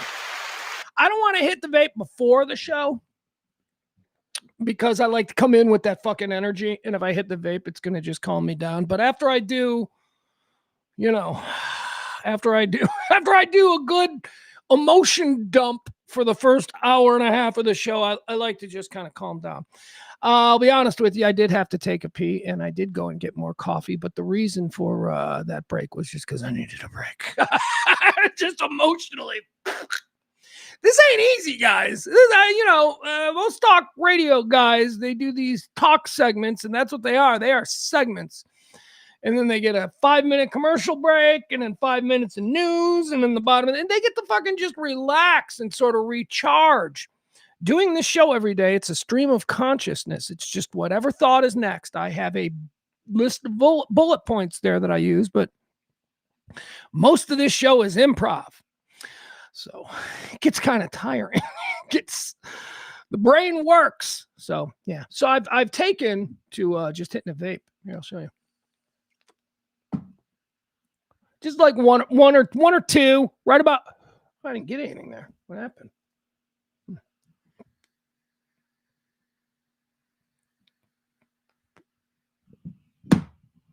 No, that's a big one. All right.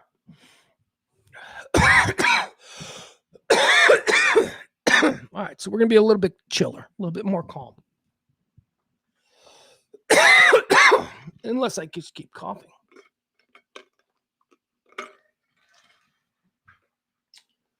Peter's in the chat room. He says, when did calling a spade become a thing? Why is it spade and not club? Inquiring minds want to know.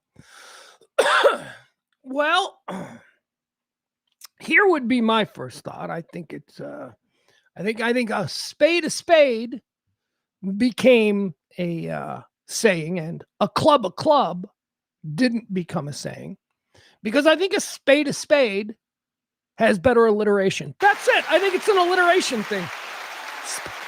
We can do that easier. Just calling a spade, right? That's easier, alliterates more. As opposed to a club. Hey, that's clunky. Well, clunky club, clunky. All right, thank you, Peter. Appreciate that. My boy Frankie says, I don't have your phone number, Pugs. Yeah, I know. Frankie, let's see. Frankie also says, here, let's do this one. Show. Hey, I just want to let you guys know that the chat room is now locked up. Yeah, restream. Oh, exit page, or do I want to wait? Page is unresponsive. The chat room is locked up. I can't move the chat room. Page is unresponsive. It says here, you can wait for it to become responsive or exit the page. Well, I ain't gonna fucking exit the page. Okay, I'll just wait, I guess. Guys, this sucks. Seriously, I can't use the chat room. The entire system is now locked up. I've got full internet.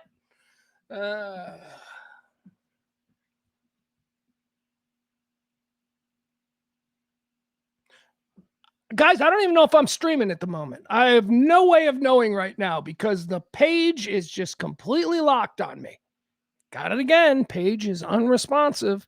See, if we actually had someone other than me in this moment, these problems could probably be troubleshot before they rear their ugly heads. But it's just me, so here we are. Am I going to have to restart? God, okay, hold on. Sorry, guys. I don't know what this is going to do, but here we go.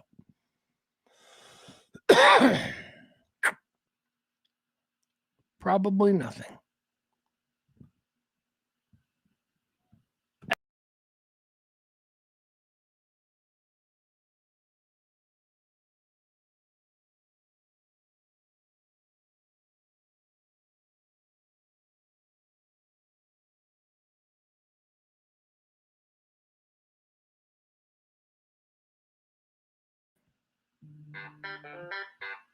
All right, I think, are we back? All right, hold on. Let's see. La, la, la, la, la. All right, guys. Did I buy a Subaru with that vape? Says my friend Aaron. All right, are we back, guys? I think we're back. No, Aaron, this is not a vape. This is a weed vape because I live in a free society. This is a weed vape. I live in a state that has freedom, that actually cherishes liberty and allows grown, responsible people to intoxicate with the, reasonable substance of their choice. Thank you. Aaron, after I hit that vape, I may then go on my phone and do a little sports gambling. That's right. I feel like I got a hunch on a game this weekend, and I think I'd like to make a quick 50. So here in this state, after I vape my legal weed, I will then be doing a little sports gambling for fun. Because let me tell you, nothing improves watching sports live like having the ability to put $1 down on whether that guy's going to make this free throw or not. That's the kind of liberty and freedom we have here. I know it's nothing like the liberty and freedom you all enjoy in Texas. What with your, we can do anything because we're free, when in reality, you can't do fucking dick. They've got you guys, if you can go to church, you can, you can vote for white guys. You can do all of that shit in Texas, but you can't do anything else because Texas is freedom. Hi, Aaron. Aaron's my buddy. Frank, we were talking just before. Can see you now. What about the mic? Is the mic okay? Gotta make sure the mic is good. Or are we going through the? Nope, mics are good. Okay, there we are. Frankie says taxes are higher in Illinois. By the way, let me just say, I would prefer to live in Texas. Texas is where my son is. Texas is where my best friends are. Texas is where all of the people who I love are, with the exception of my mom, who is here. And honestly, up here in Chicago, I got two people. At this point in my life, I got two people. I got my mom and I got Ed. That's it. I got my buddy Mitch. He's always there for me. He's good rock. But, that's it, man. So Texas is where I would rather be. I would love to be well-funded and just come back and start doing this fucking show from Texas at a much higher level. But, I can't. It's just not tenable at this moment. So I would love, when I say these things, it's like I'm up here and, we don't have Texas. It's because I'm mad, not at Texas, not at Texans, not at the actual land and the cities and the way it looks and the fun that we can have. I'm not mad at that. I am mad at the people who are at the switches. That's who I'm mad at. Those are the people that make Texas less than almost every other forward-thinking state in this country. That I want to change. I would love to be a part of some kind of, and God, I want to vomit when I say this, but some kind of blue revolution, because I'm not blue, but I am the opposition to whatever has been going on. So any port in a storm, right, motherfuckers?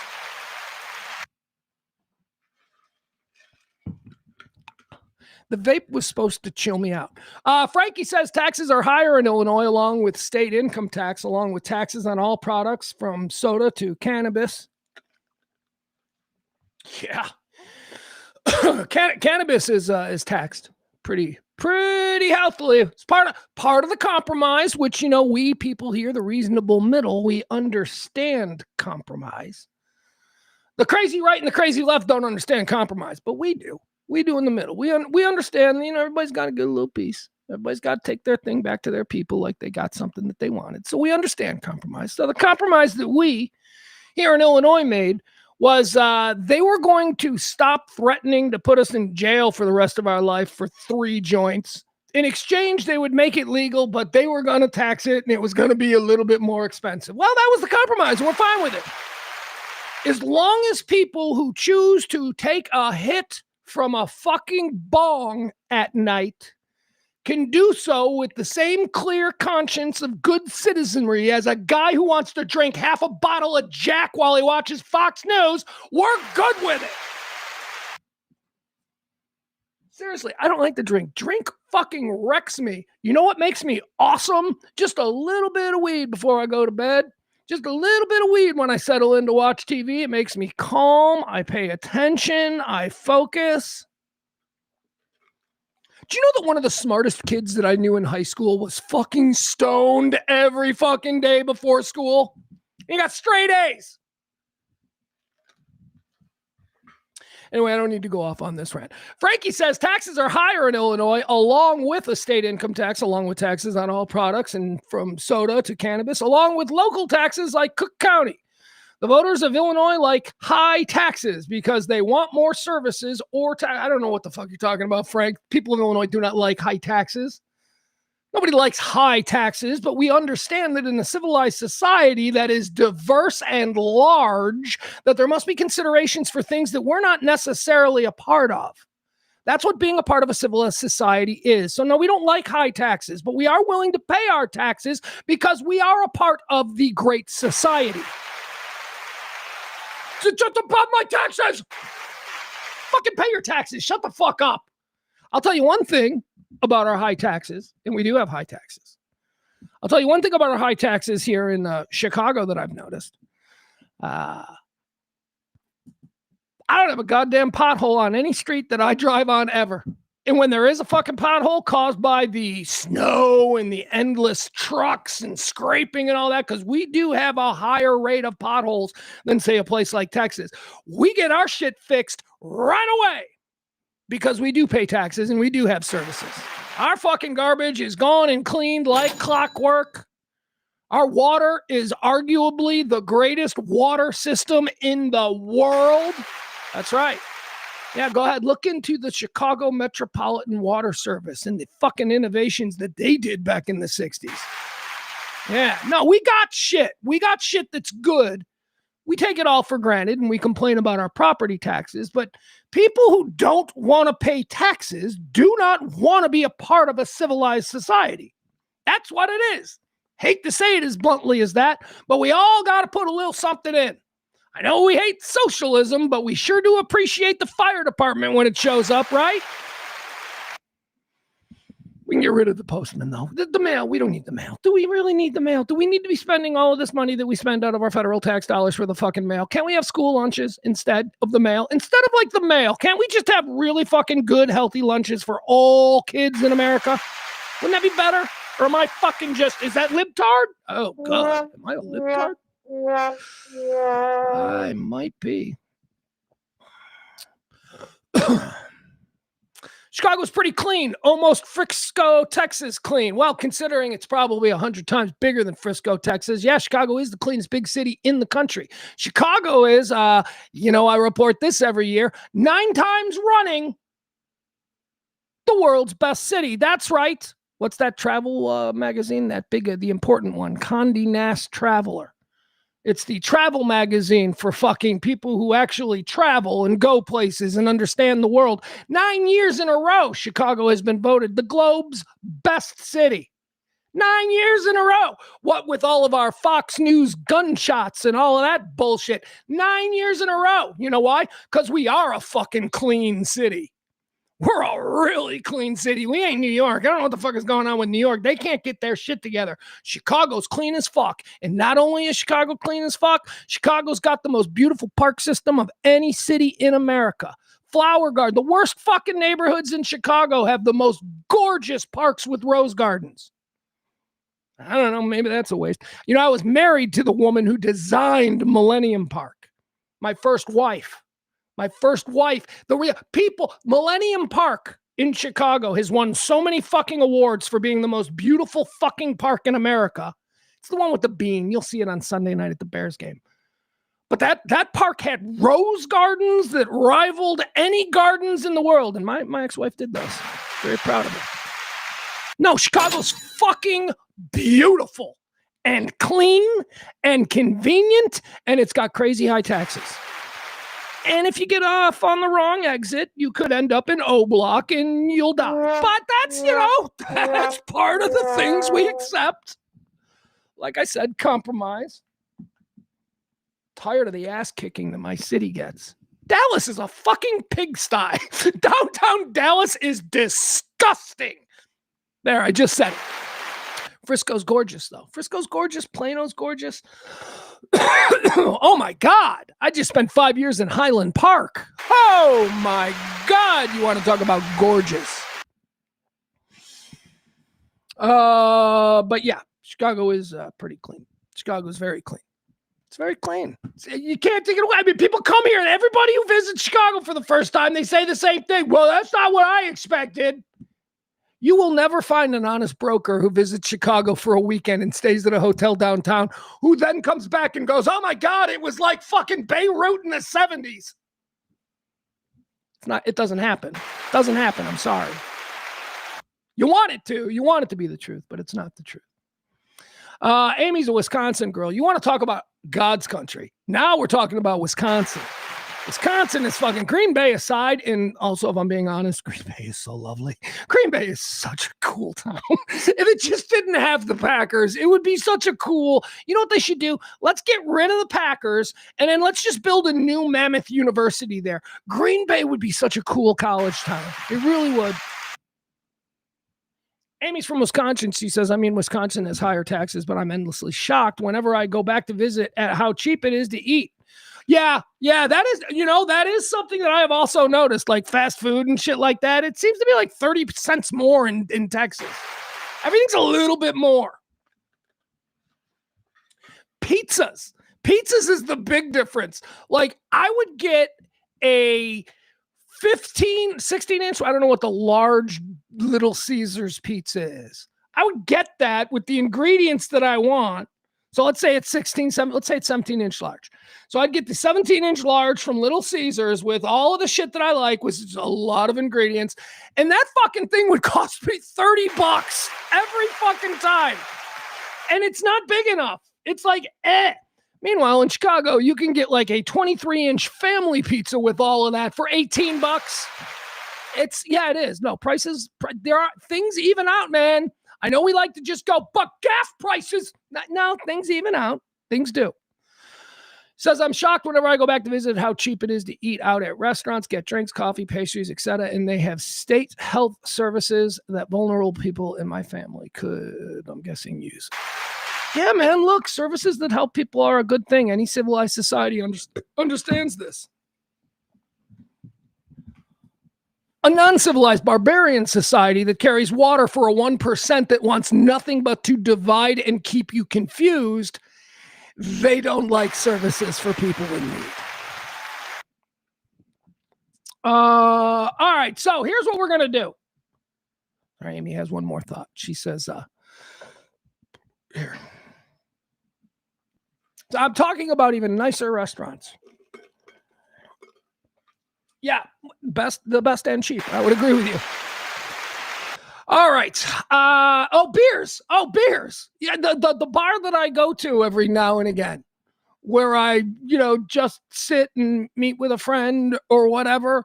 So I'm on a budget, right? So I can't be going to bars and spending money.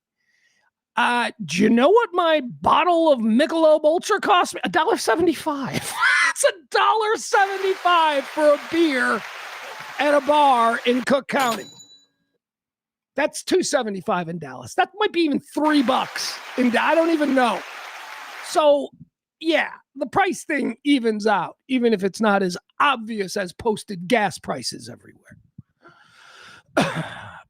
Peter, didn't you guys? Peter says Milwaukee is one of my favorite food places. Can't wait to go back. Peter, don't you go to Summerfest every year?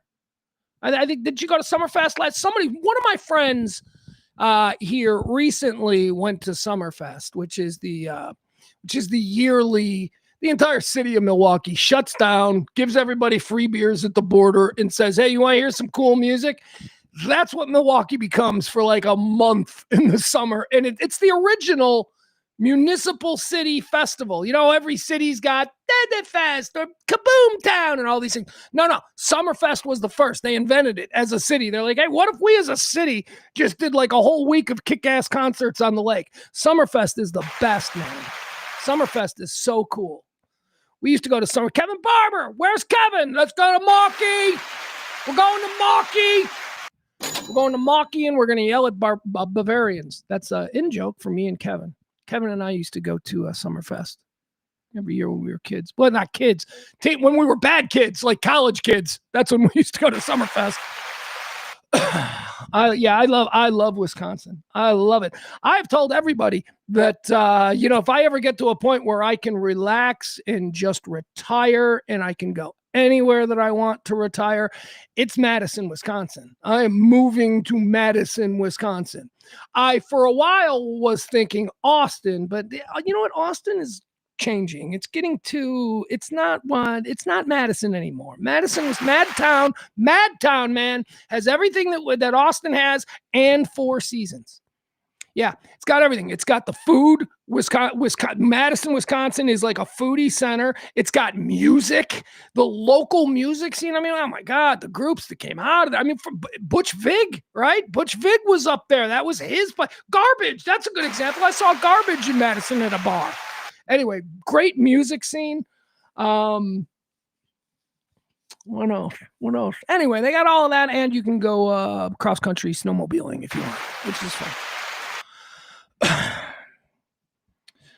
Bill points out about the great state of Wisconsin that it always gets rated the drunkest state in the union, so it's fun. Yeah, that is absolutely true. They are a beer-based society. That is, the Brewers, their baseball team is named the Brewers.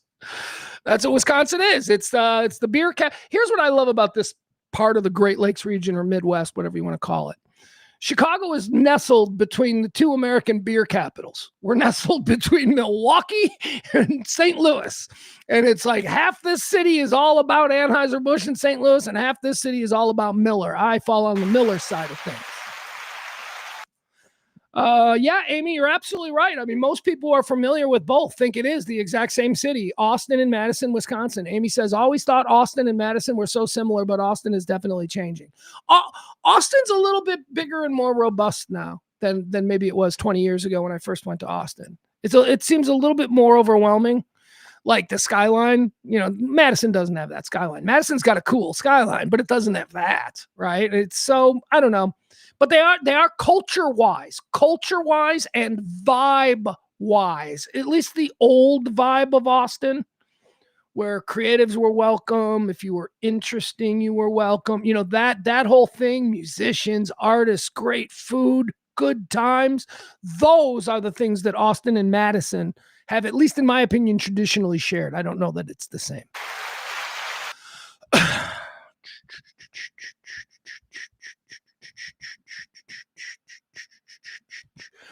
Adam says, I love old style. I'm so Chicago. Yeah, I've been drinking a lot of old style since I came back. It's just the way you fall back into things. You're just like, give me a beer. Say, you want a beer? And it's almost always an old style. So you're like, all right. When we went to the Second City with my kid a couple of weeks ago, New Year's Day night, we went to the show there at Second City, and I was drinking old styles, and my kid's like, this is like the most Chicago I've ever seen you. I'm like, yeah, drinking old styles in a Second City show. It was fun while eating cheese curds. We ordered cheese curds. Anyway, all right. Old style is beer here in Chicago. I don't think it's sold anywhere else except Iowa. I'm sure Jeff has old style in Iowa. Old style is a beer that pretty much dominates the way Bud Light dominates in other places, right? Old style dominates in Chicago, Milwaukee, Wisconsin, Iowa, I think, some degree, northwestern Indiana, that kind of thing. If you're unfamiliar with what that is.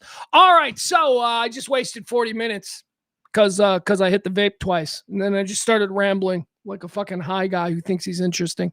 So let me tell you about Trump's plan for exile.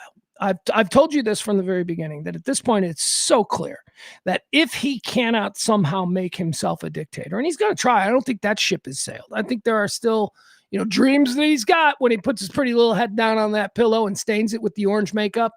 That's a thing. That the White House housekeepers are like, oh, fuck, his makeup is all over the fucking linens again. I've always said that this man, if America doesn't completely fall, if we still maintain the system that we have and the system that I think is the best system in the world, as flawed as it was, ain't nobody saying that we had a perfect, it's still the best system. If we can somehow get back to that point, the point of normalcy, then yeah, it is my belief that Donald Trump will die in jail. I don't think there's any way around it, because I think the way that he has ended politically is with an overwhelming victory from the other side, which every metric says is coming. He's lost every election that he has ran a candidate in since he was elected last year. The poll numbers are absolutely atrocious, and his longtime most loyal people are now stepping away from him, or at least distancing themselves from him on certain issues, because in their local communities, this shit ain't flying anymore. So like I say, if we do maintain some semblance of what America is, with our rules and our justice and all of that being governed by what we would hope and perceive to be decent people, he will die in prison, because they'll put him in prison, because we'll demand it, because there's not going to be any other. There is going to be an example made in America for this kind of thing. So he will die in prison unless he somehow gets out. And I do think that he's got a plan to get out. He's got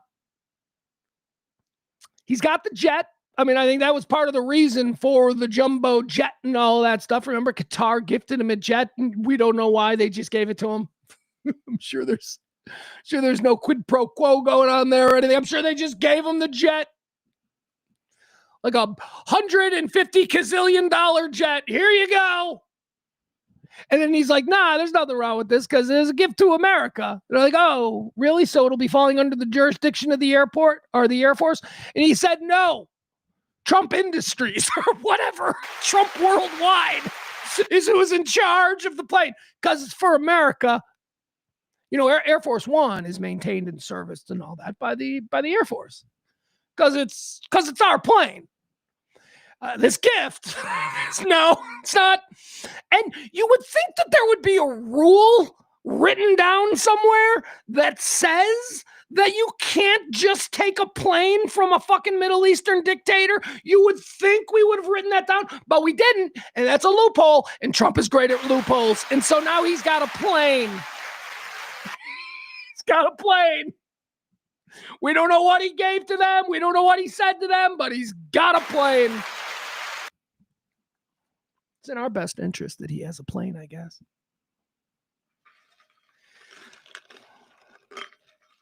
All right, so he's got the plane, and it's I don't even know if it's here yet. I think it's still over there. I don't know. I think they're still putting, special golden toilets in velvet, heart-shaped bed for him and Laura Loomer to just do whatever the fuck it is they're doing. Nah, I'm sorry. Laura Loomer's way too old for him. I was just trying to think of a child star of today, but I can't do it. So that's probably a good thing that I can't just rattle off a young teenage star to pretend is having mile-high sex with the president. So he's got that. And then a couple of days ago, I told you about this video that I had seen, and I didn't show it again because I wasn't sure it was real, and I just watched it for a second, and I wasn't prepared to do a whole thing on it. And I kind of just put it on the back burner and didn't think about it. Then yesterday, a story broke, a story that wasn't covered by anybody, a story that we didn't see on CNN because we've got this divisive bullshit that we're all paying attention to in Minnesota. But it seems to me like it's a pretty big story. All right, here's the story. Let's see here. Concerning Trump International. Okay. By the way, this comes from the AP. But the reason that this is reposted by People, so People magazine by way of the Associated Press. Trump announces $7 billion in new Saudi Arabia projects, including mansions where winners reside after Crown Prince's White House visit. So you get the headline here? Trump announces $7 billion in new business from Saudi Arabia to do projects in Saudi Arabia, including what is being called Trump mansions, where winners reside. Now, this is something that a president of the United States would usually be pretty proud of and might announce in some kind of a press conference. This one didn't do that. He didn't do this publicly. Again, this is just a wire story. This is one of them stories that we don't pay any attention to. What he did here was he didn't announce $7 billion in new business for American construction and contractors and all of that. And we'll begin the bidding process, and the best and most worthy qualified person is going to get a piece of this $7 billion in new Saudi Arabian business. No, that's not what this is. This is $7 billion to the Trump Corporation from Saudi Arabia to build Trump projects, Trump mansions, Trump resorts. This isn't some, good, God-fearing, working-class American, hard-working, blue-collar Joe who runs a construction company. He's a contractor, and he's got an opportunity to really take his business to the next level. So he's been invited to participate in this federal bidding process for these new jobs. No, this ain't that. This is Don Jr., project manager. This is, and again, wasn't announced on a big stage to everybody the way any other president would do, because those presidents would be bringing this money for American businesses. No.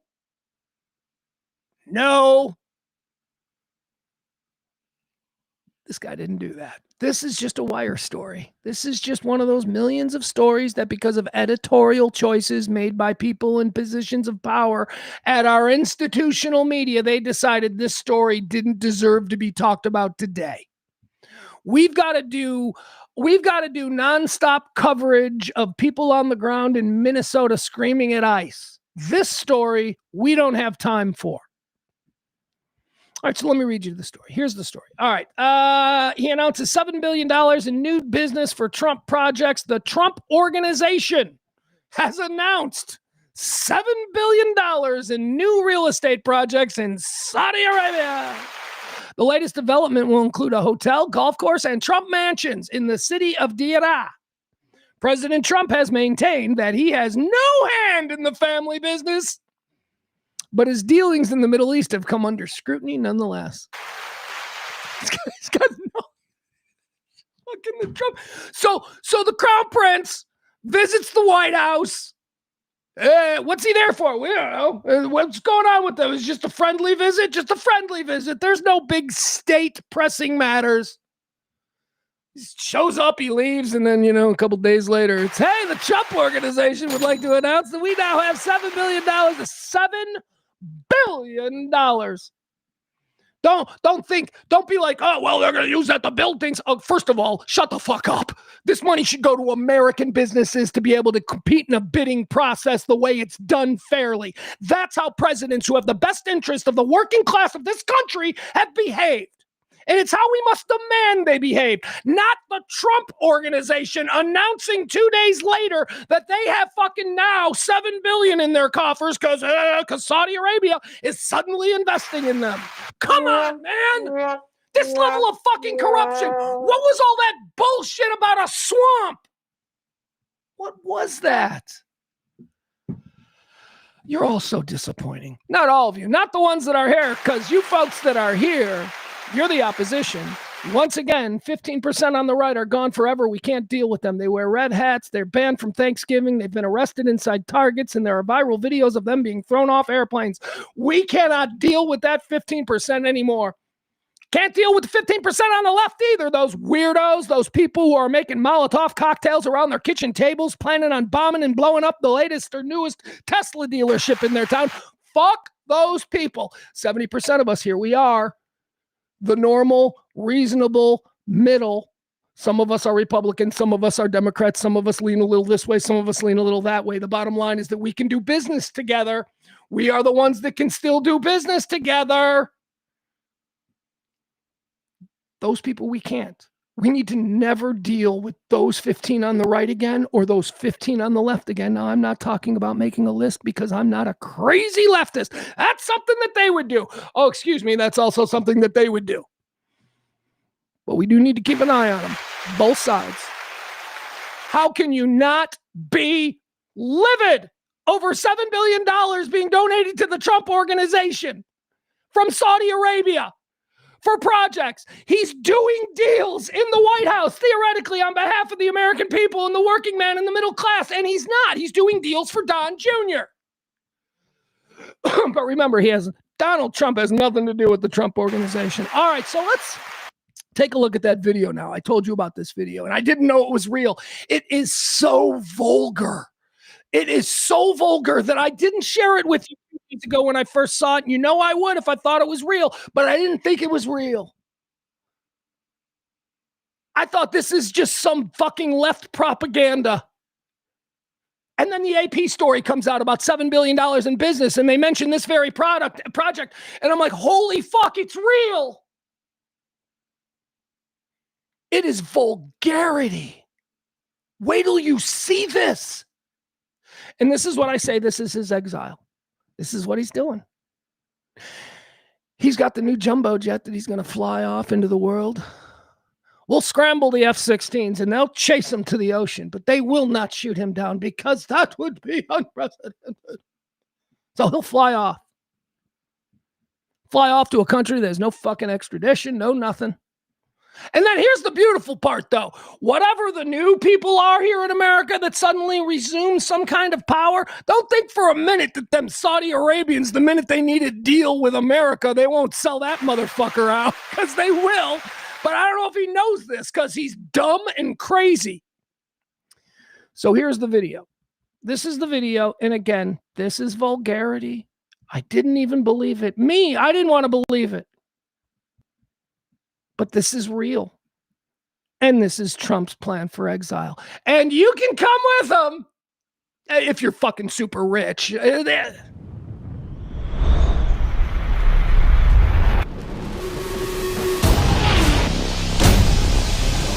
place to be is Saudi Arabia. The place to be is Riyadh. The place to be is Diriyah. The place to be is home. Welcome to Trump International Wadi Safar. Private, gated, limited. The hottest ticket in town. Inside these gates, the Trump mansions, where winners reside. The Trump International Golf Club, anchored by an 18-hole championship golf course, 5-star services at Trump International Hotel, with world-class entertainment and fine dining, exactly as it should be. And beyond that space, room to breathe, clean air, open skies, where you see more stars than neighbors.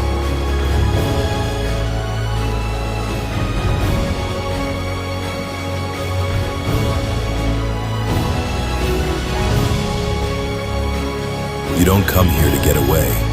You come here because you found your place to be. Trump International, Wadi Safar Riyadh, the place to be.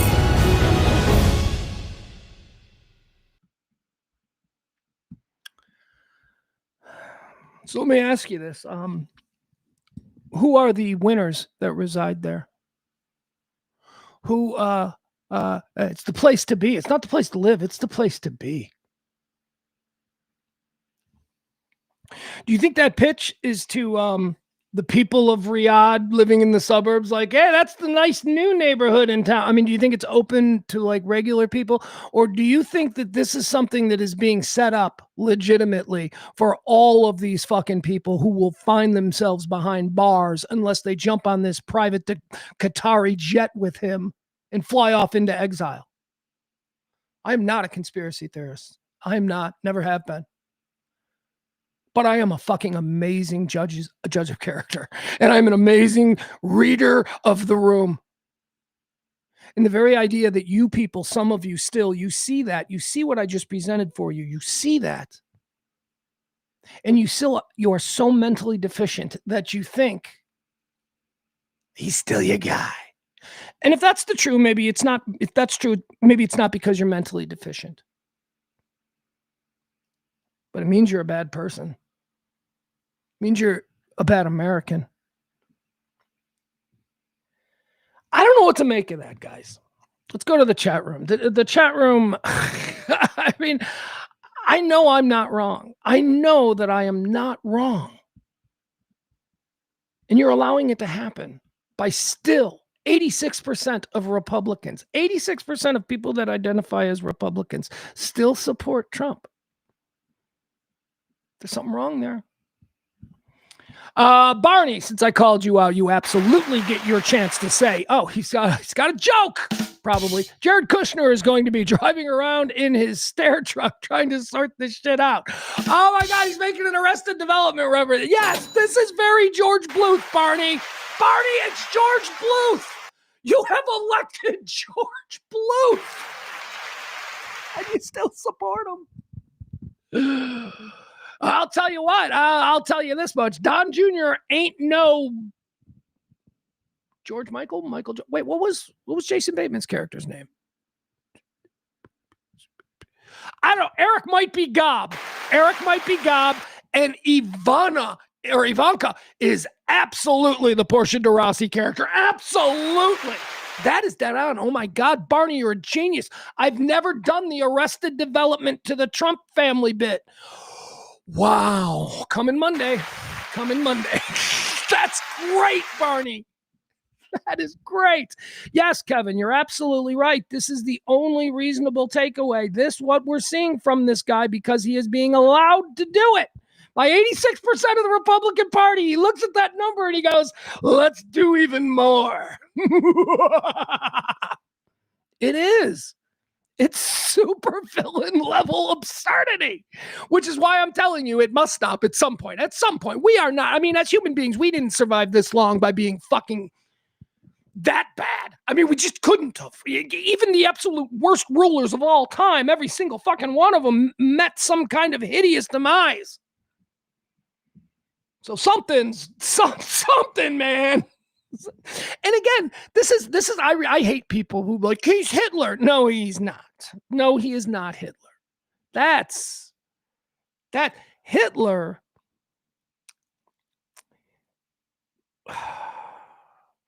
Guys like Hitler and Stalin and Pol Pot and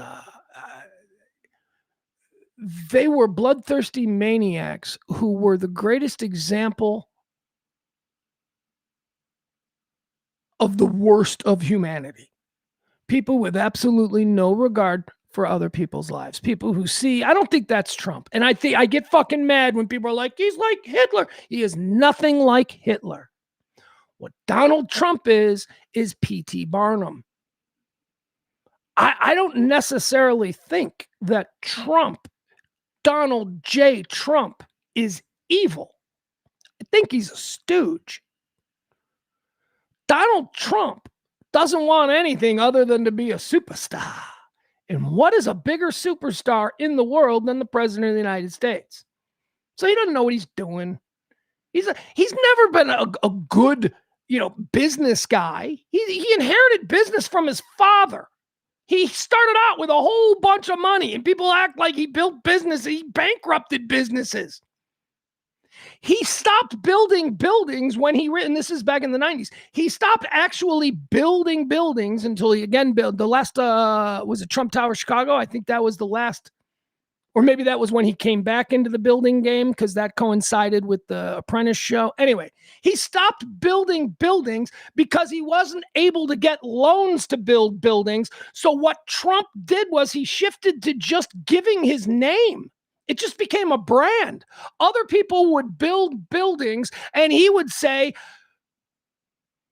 this much to put my name on it. He would get paid to put his name on it. Because that's how, well he had done in duping the American public throughout much of the 80s and 90s, that he was this, flashy businessman. Normal people, I think, all thought he was a clown always, which is why it was so shocking to me. When he began to get traction in the election, I thought he was like, some Playboy model who was running for president as a goof. We never took him seriously. And the mistake that we made was he wasn't like some Playboy model goof. He wasn't just a novelty candidate. He was a candidate who had spent 20 years, whether we believed it or not, presenting himself as this arch businessman. He was a pop culture personality, the cult of personality. And I think that why we made our mistake in initially thinking that he could never win, I think we made our mistake because we didn't identify what was really going on behind the scenes. He didn't come from Hollywood. He didn't get his fame that way. He got his fame from the power structure of this country. The Northeast business sector, Wall Street, bankers, fucking Eastern New York, Boston, Washington, D.C. society types. So he got surrounded by a bunch of very capable, very evil people who saw an opportunity because they believed maybe in some way, and I'm thinking of people like Steve Bannon at this point, they believed that the blue-haired lesbian libtards were stealing from the coffers, so that justified them making this play. And if they could get this guy in, oh my God, the riches will be endless. They are fucking running amok through our system because they don't give a fuck. They don't care about America. Do you think that any of these people that go to Mar-a-Lago and wear dog hats, do you think that they're concerned that America could fall?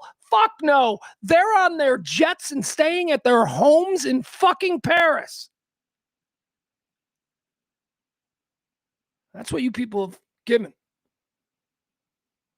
I don't know what to do. And now we've got this stuff. I mean,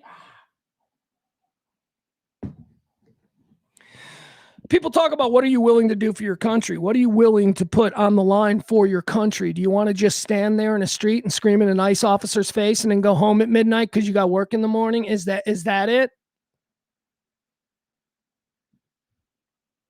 Do you want to fucking ignore people like me who are streaming to 30-something people right now with this message? This is the message that 30 people are getting. Meanwhile, a couple of miles down the road, Tim Pool is probably recording something that's going to get 100,000 views in the first 10 minutes. These are all choices that we made. This is who we are. So, I mean, look.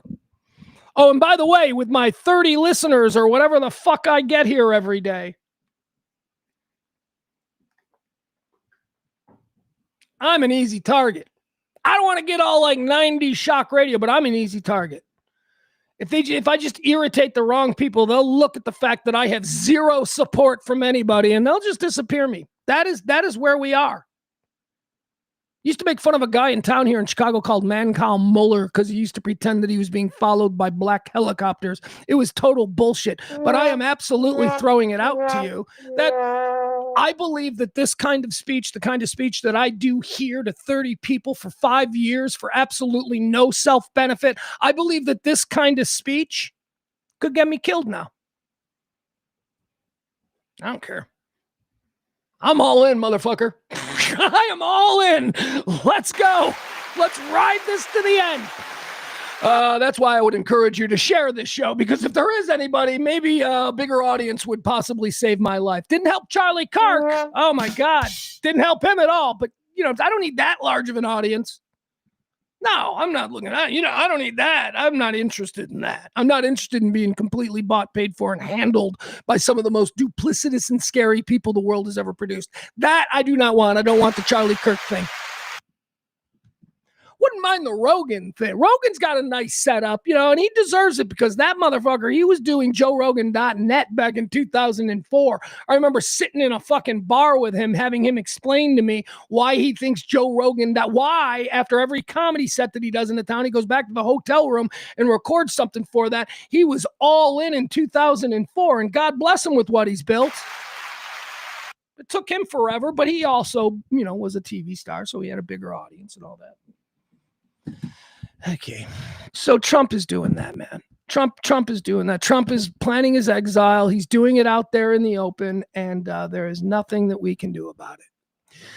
At least not in the way that we think about doing things. I showed you with the opposition that's going to be defending the big northern cities. I showed you that earlier. I told you about how the Black Panthers are back and opening up recruiting offices in some of the most spooky, let's call it, inner city neighborhoods. They're planning for it. The black people in America know where this ends. Right now, they're looking at the people who are getting fucked with. But trust me, the black people, especially the ones in the big northern cities, they've seen this kind of play before, and they are arming up. So let's go. Send your troops in. Send your troops down to O Block, folks. I have no doubt that at some point you can fly in with F-16s and level that whole thing. But how many dead kids from Kansas do you want to put up with before you pull that trigger? Because that's what's going to happen. All right. Let's see here. You know what? Let's do this. Let's check in with cash-based Christianity in America, because that's another big problem with fucking MAGA, is that they seem to be propelled by the stupidest, weirdest people on the planet. Christians. Modern Christians, the evangelical sort, or the absolutely bizarre. Look at this. Can I just, when I say that hold on, let me get this done. When I tell you, and I told you this yesterday, when I said that I believe that mental illness is just rampant in some of the most devout people that you will ever meet. This is what I'm fucking talking about. Look at this. This ain't church.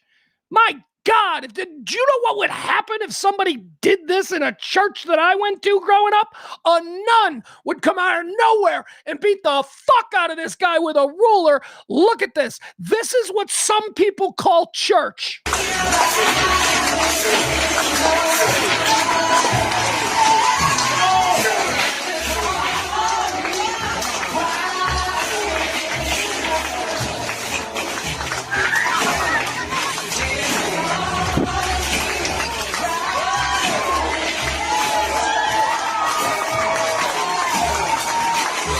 Is this God? Is this God doing this? Is this what we're supposed to? The power of God has this fucking wheel. This guy, you can know this guy knows all about how to use one of them fucking rolling carts there at Walmart. This guy rolls around in one of those things. God bless the people that do. But I'm just telling you, he doesn't deserve one of those fucking carts if this is what he's doing on Sundays.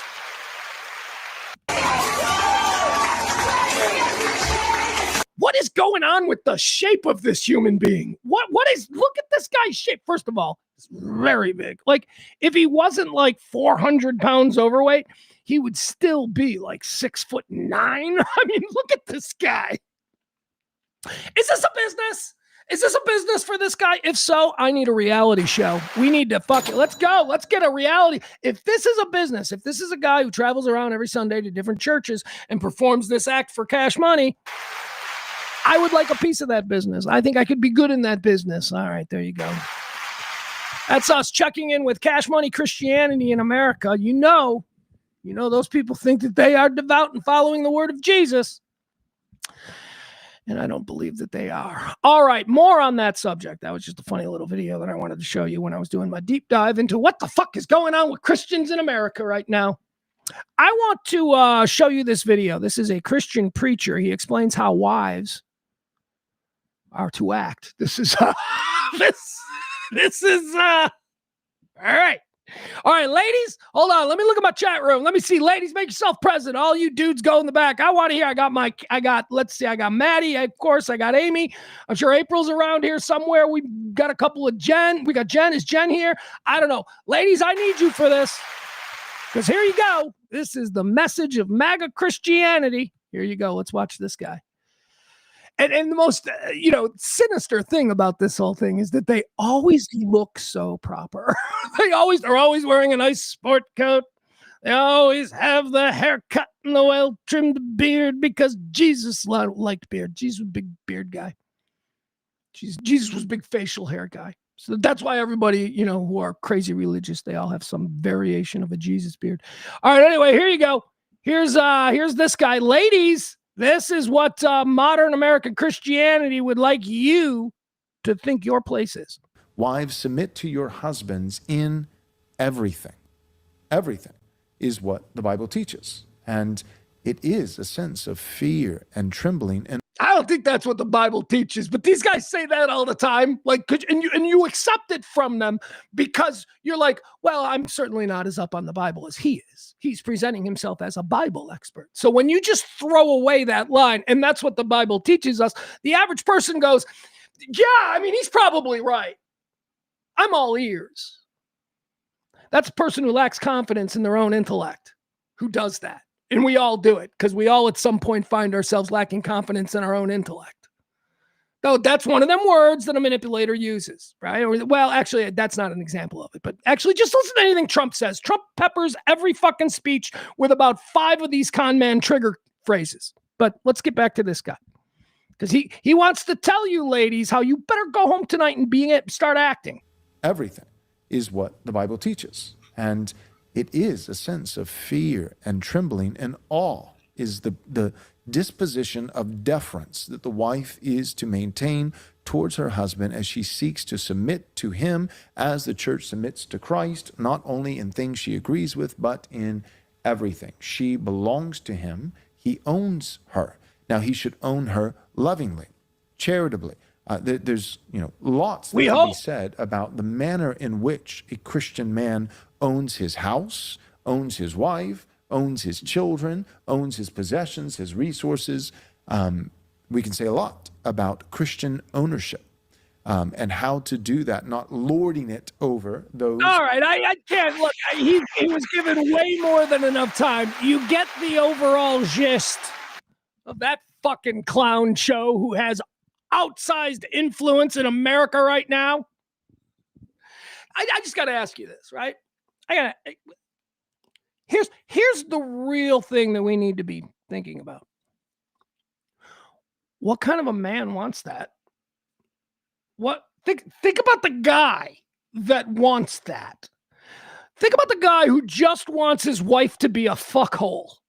That's what he's basically describing. He's not describing a partner, a best friend, someone that you're madly in love with, who you can't live without, who you trust implicitly on all things. He's not describing that. He's describing the relationship between a man and a hamster that he fucks, which is probably something they're into. So I ask you, not about the women, not about that guy. Again, that guy's a moron. But let's think for a minute about the guy who's hearing that and going, yeah. And now I'll ask the next question. Who do you think he voted for? All right. I can't get it out of my head. That's fucked up, man. That is fucked up that guy is now in 2026 comfortable saying that. And not only is he comfortable, but he got like millions of hits. That's where we are. We got broken people, gang. We got broken people. All right. So you want to see how religion should go? I promised you a little more of this. We talked about this yesterday. We played a little bit of my guy. He's the Mr. Smith of Texas politics right now. His name is James Talerico. He's running for the Senate. Of course, the DNC seems to be more interested in the hopes of Jasmine Crockett, so he's not getting much of a listen. But how about James Talerico? I just showed you an example of what a Christian preacher wants you to live your life like, right? Okay, so let's see what James Talerico has to say about stuff like that. Here we go. And for the past 50 years in this country, the religious right, a political movement, convinced a lot of Christians in America that the two most important issues were abortion and homosexuality. Two issues that aren't really discussed in Scripture. Abortion is never mentioned. Consensual same-sex relationships are never mentioned. And so it's remarkable to me that you have an entire political movement using Christianity to prioritize two issues that Jesus never talked about. And so I'm not saying they're not important. I actually think both of those issues are very important. But to focus on those two things instead of feeding the hungry and healing the sick and welcoming the stranger, three things we're told to do ad nauseum in Scripture, to me is mind-blowing. How do you understand that? Because let me pause. I'm Jewish, but when I read the New Testament, thanks. Computer won't pause. I always come away a little bit amazed that politicized Christianity is so worried about gender, sexuality, and so unconcerned with greed? You're preaching to the choir. I absolutely. Concern for the poor, concern for the oppressed is everywhere. I mean, economic justice is mentioned 3,000 times in our scriptures, both the New Testament and the Hebrew scriptures. And so this is such a core part of our tradition, and it's nowhere to be seen in Christian nationalism or on the religious right. And the Bible is all over the place when it comes to marriage. Paul tells us not to get married, and you see certainly many different kinds of marriages throughout Scripture. And the same with gender. Paul says that in Christ there is neither male nor female, which is pretty woke for the first century, And so, yeah, again, it's because religion is being used to control people and accumulate power and wealth for those at the top. This is a tale as old as time, and it is not unique to Christianity. Powerful people will always see religion as a tool to make more money and be able to keep people in line. All right. There you go. Those are two versions of modern American Christians. You tell me. You call yourself a Christian? Which one do you think is more Christ-like in the way he sees the world? That's all I'm saying. All right. Now, let's get into something else that is sure to get you a little bit, wigged out. I'm going to play something here that I don't typically play, but since I've, been ranting today about how all these fucking streamers who are saying and doing and promoting and amplifying some of the absolute worst ideas, these people are all well-funded because they want the worst ideas out there, because they want you people acting a fool, because if you're acting a fool, they can control you more. This is all about the control. You people spent years talking about puppet strings and afraid of Big Brother and, the Trilateral Commission and the Illuminati, all you fucking weirdos, you screamed for years about that, and now it's actually being shown to you, and you can't fucking recognize it. Weirdos. So I'm going to play some Nick Fuentes, because his message is already being amplified, and I can't imagine that my 30 listeners listening to it is going to make it any worse. We're going to talk about it. I'll play a clip here from Nick Fuentes, because it is something that we have seen in MAGA. Y'all been asked to swallow a lot lately, man. You all been asked to move the goalpost a number of times on any number of issues. The most troubling one is the pedophile issue. And the narrative that is now being pushed, and I'm seeing it regular, and you're gonna hear it from Nick Fuentes, but we've heard it from Megyn Kelly. We've heard it on Fox 5, the Fox 5. We've heard Jesse Waters say things similar. Apparently, not all pedophiles are as bad as other pedophiles. Some pedophiles, you're being asked to accept MAGA, are fine. They're moving the goalposts on what pedophiles are. They're saying, in regards to the Epstein thing, they're trying to get you off the cliff. They're trying to talk you down from demanding answers regarding Epstein. No, they're trying to talk you down now by saying, come on, Epstein wasn't fucking babies. It wasn't that bad.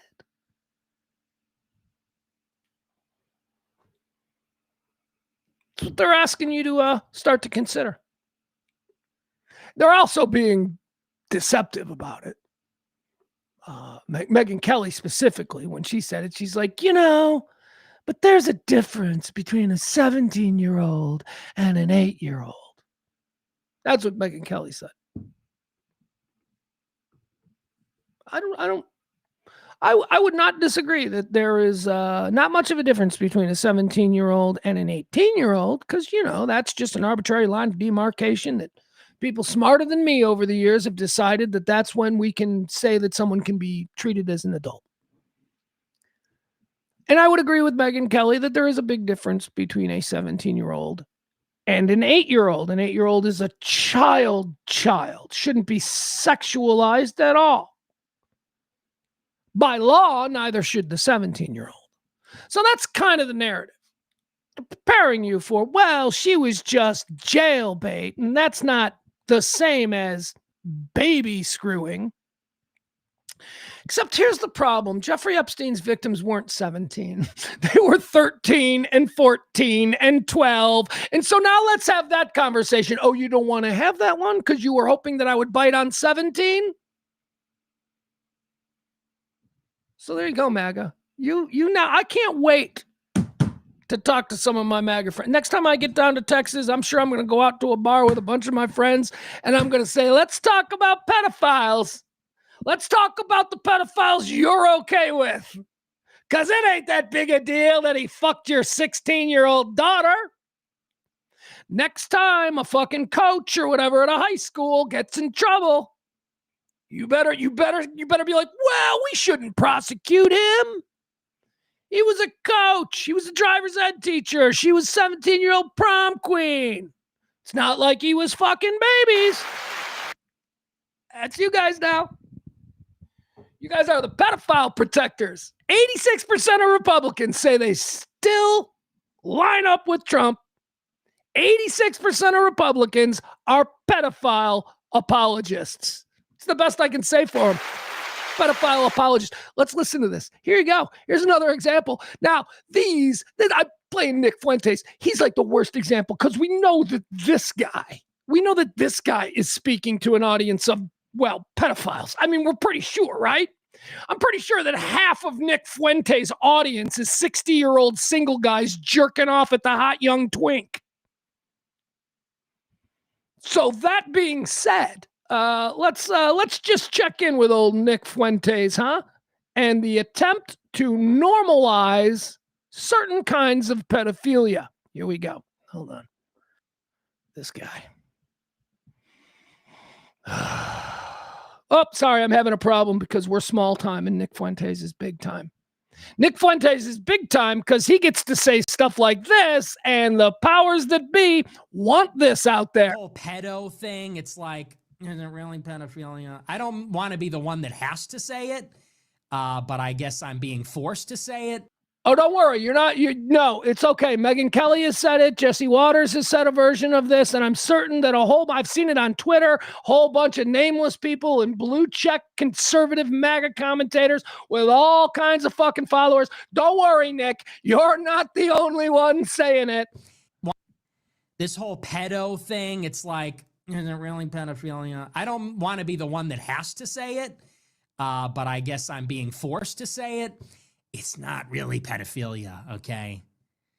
They weren't trafficking 5-year-olds. It was like they were technically not legal. Big difference, in my opinion. I know that's a controversial take, but that's not really the issue there, okay?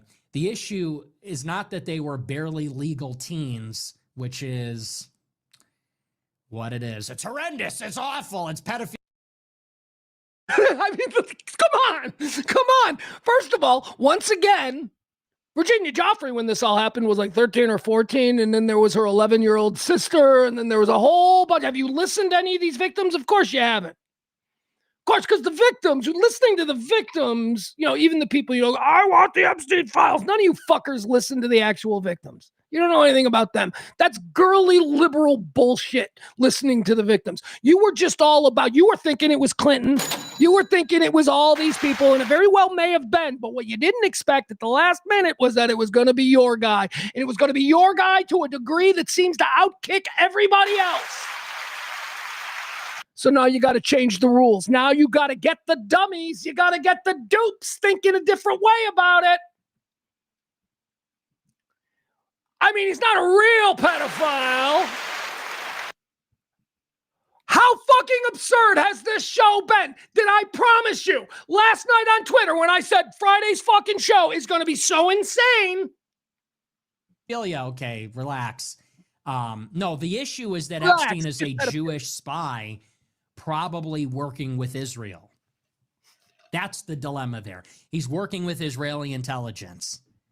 All right. Yeah, we're good. All right, we're done. We're done. We don't need any more of that. Like he's good. He knows what he's doing. He's good. He brings the subject back home to what appeals to his base, right? He gets the message that they want out there. The message that they want out there is supposed to just be a throwaway message. Oh, hey, by the way, this whole pedophile thing, blah, blah, blah. Let's talk about the Jews and Israel and how that's the real problem. That's what he just did there. He was well paid for that. Because that's how these things work. Oh, Pugs, what do you know? I don't know. I've only been working in fucking major market American media and newsrooms since fucking 1992. Man, I'm wired to fucking notice this shit. That's how I produced for years. That's how a producer sees this stuff. Oh, I see what they're doing there. I see what's going on there. You people don't. You're not supposed to. You motherfuckers, I would be lost without you. You can do all the things that people like me can't do. Some of you are expert accountants. Some of you are doctors. Some of you are cops and firemen. Come on, we all have our things. My thing is being able to look at media and go, oh, here's what the desired target was there. I'm really fucking good at that. So there you go, folks. There you go. You are being expected. MAGA, you've moved the goalpost now. Far right, incel, griper, whatever. I know that that's not a great example. But don't forget, a couple of weeks ago, we played Megyn Kelly. So, all right, there you have it. Not all pedophiles are created equal.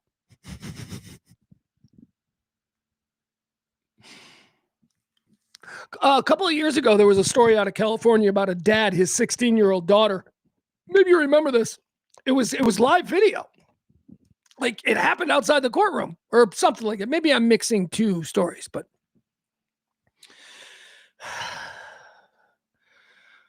so like the driver's ed teacher or whatever, the volleyball coach, whatever it was fucking the daughter, molested her, whatever. She was 16 years old, and he was acquitted because of some technicality. And the dad put a fucking bullet in the guy's head. I don't think that dad made a distinction between 16-year-old pedophile lovers and no, sorry. And no normal person does, because normal people accept, I should say, I guess that would be the better word. Normal people accept that our children are our children and our children are sacred. And even though the 1%, the global elitists who never have to answer for their crimes and get away with everything in back alleys and quiet ballrooms where big crazy orgies are held, those people do not look at the subject of our children in the same way. Jeffrey Epstein pried on working class kids who needed to make extra bucks. He fucking molested them. But that's okay, because as Nick Fuentes tells you, jailbait is not the same. Yeah, it is. Because it's not about the fucking age. It's about a fucking grown-up taking advantage sexually of a child who doesn't have a matured sense of what is happening. That's what it is. She's 16, though. You ever seen her in a bikini? Look at her Instagram. That 16-year-old's no 8-year-old. No, but she's still fucking stupid. She still has posters of fucking teenage boys in her room. Moving the goalpost, MAGA, is now what you're being asked to accept. Jeffrey Epstein, and by extension, anyone that should be outed. And that's what this is about. This is about the names that are coming. They are laying groundwork so that when the names come out, it's not going to be as bad for them because they weren't fucking kids. They were fucking 17-year-olds. No, they won't. They were 12 and 13 and 14. Just let's be clear about what Epstein was into. Epstein liked girls who were not yet in high school. He was big on middle school girls. That we know. Anybody who is following this case. Now, yeah, there were a bunch of you also would, hey, look, Eddie Port in a storm, I guess, for a fucking pervert pedophile. Yes, of course, there were some 16 and 17-year-olds, of course. What he liked. The ones he brought out to Lolita Island. First of all, what do you think it's fucking called Lolita Island? Do you think that that's just a cute name? You want to look up the definition of a Lolita? It's a Lolita. It is a very specific age group. And that's what he was into. A Lolita is 10, 11, 12, 13, 14.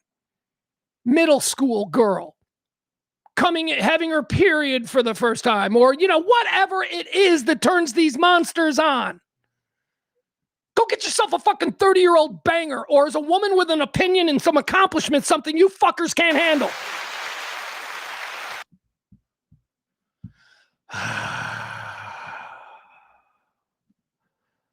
All right.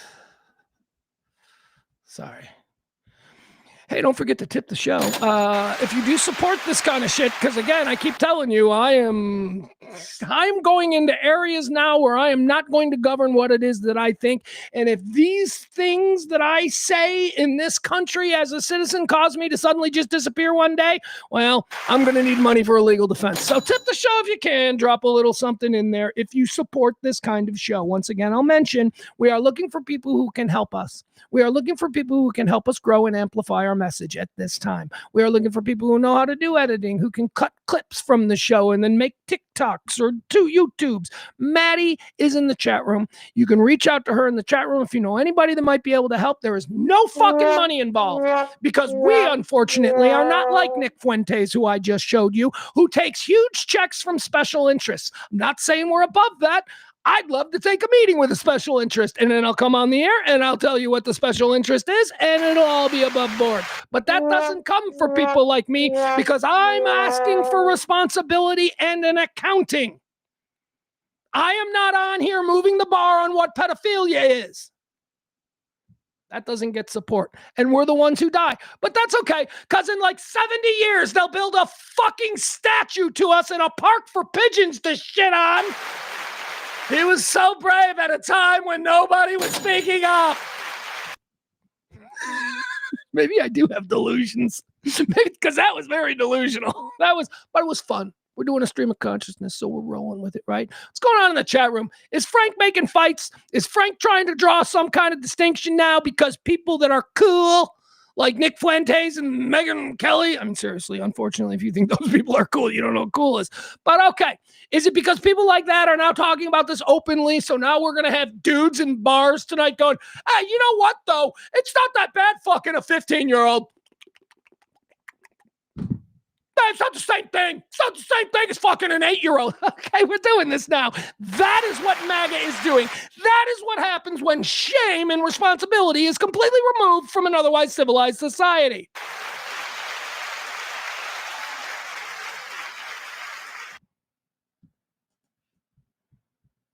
Oh, God. Really? Are we talking about the fucking Muslims, Frank? Frank is one of these people that I don't understand. If a race war breaks out, Frank, you are representing the wrong side. You are not going to be. It's just Jesus Christ. Frank is, I love Frank, but what Muslims? Why are we talking about Muslims in the chat room? Can we fucking leave the Muslims alone?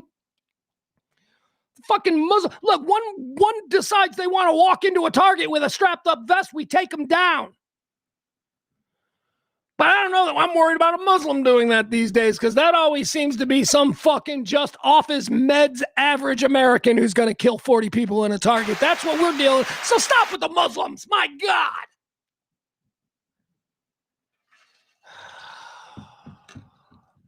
Trans, also not a problem. None of you fucking people know a trans person. And yet it's like the biggest, most pressing issue in America. Dummies. Not you. I'm not talking to you. I'm not talking to anybody listening to this, because if you're listening to this still, then obviously, you're not completely repulsed by the unhinged, ungoverned rant that you're being given today. But oh my goodness. All right. Once again, I do want to say that Maddie is our executive producer of today's show. Maddie tipped a very nice gesture a couple of last week. And so she is, in the lieu of nobody else supporting this show, Maddie is our executive producer until further notice. And you folks do support everybody who supports the show every month. You've already done it. You're good. We know who you are. You fucking people are awesome. And, this is about growth. This is about us reaching our ceiling. and understanding that. And now more than ever going, we need more people. We just need to grow, because there is no way that some of you people should be expected to spend $50 a month on this. And many of you do. Some of you do more than that. And I am eternally grateful, but I can't expect you. We're tapped out. I get it. But again, we're looking for people to like these shows, to forward these shows, to amplify these shows on your platform. I don't fucking care if you got 23 followers. That's 23 more that didn't know it existed before you hit send. Like, help the algorithm, please. Support this kind of messaging. Decent, middle messaging. Every single fucking day at noon since 2021. And I'm losing my shit. All right, let's go. Hey, Al. Oh, is Al just tuning in now? Jeez Louise. All right. I don't want to do that. We can talk about Candace Owen thinking that Charlie Kirk was an X-Man. She's serious. She's serious. This isn't like me back in the 90s doing a bit on morning radio. No. Candace Owens, who I swear to God, man. Just, can we get Draymond Green? Can we get Draymond Green to just fucking bang some sense back into that woman? That woman is so hot. I'm talking about Candace Owens.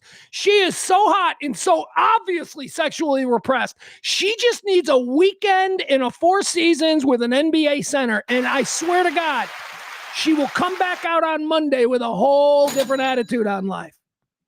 Yeah, so Candace Owens, who, again, huge checks, shit tons of money, does the exact same thing that I do, but says the most obscene things regularly. Honestly, that's a part of this. I'm looking at them and I'm going, you know what? Fuck it. I can go as the opposition just as fucking hard as these retards can go. So let's show some Candace Owens, okay? She wants us to believe that Charlie Kirk is now some kind of a, and by the way, I had to ask if this was AI. I was like, is this AI? Or is she really saying this?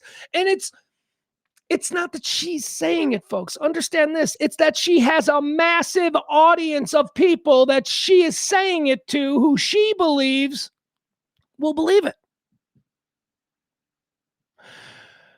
She believes that Charlie Kirk is some combination time traveler or real life X-Men mutant who was put here to, let's just listen to this, shall we? I mean, guys, at what point? At what point? These are the people we are rewarding with superstardom. Candace Owens, here we go. Fuck. Charlie may have been marked since he was a child. We've discussed these GATE programs that they have in school. And I just think on the basis of what he told me, that when he was really young, they wanted to drug him, but his mother said no, and he was really grateful for that. All right, bullshit premise number 1. Charlie was spotted from youth and marked as something special. All right, there you go. That's bullshit nonsense contention number 1. Then you know what? So was my kid. Oh my goodness. Is my kid in a mutant X-Men program like Charlie Kirk? Because my kid was recruited for all kinds of special classes. Fuck you. And instead, they decided that they could send him to this X-Men school. That's the best way I can describe it. I would certainly, by the way, for you internet sleuths, I'd like to find out which school Charlie had to attend. It's an X-Men school, though. She, again, faulty premise. Number 2, she is throwing out there that X-Men, so she's saying it in a way that you think that X-Men schools actually exist. Oh, they do exist, the way she said it so casually. An honest broker saying something nutty like this might hedge it with a little bit. No, seriously, guys, they do exist. But no, she is all in. She doesn't feel the need to even hedge it with something like that. She's like, yeah, no, there are X-Men schools where, yeah. The other side of this is I don't even know if she believes it. I think she might just be an apex level performer. That could be the thing. I don't know. It's so fucking confusing. Let's rejoin the story of how Charlie Kirk is not just a well-funded fucking loudmouth who got his head blown up in front of the world for being a hateful piece of shit. No, he was a special X-Men. The best way I can describe it. I would certainly, by the way, for you internet sleuths, I'd like to find out which school Charlie had to attend. So he was pulled out of the regular school he was attending, and he had to go to some special school for the gifted, like he was an X-Man.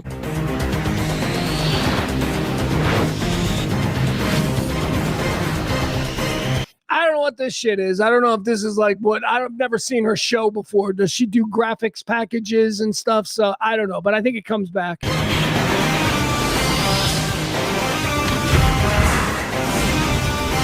You know what I would give to be able to do graphics packages and do all kinds of cool fucking things?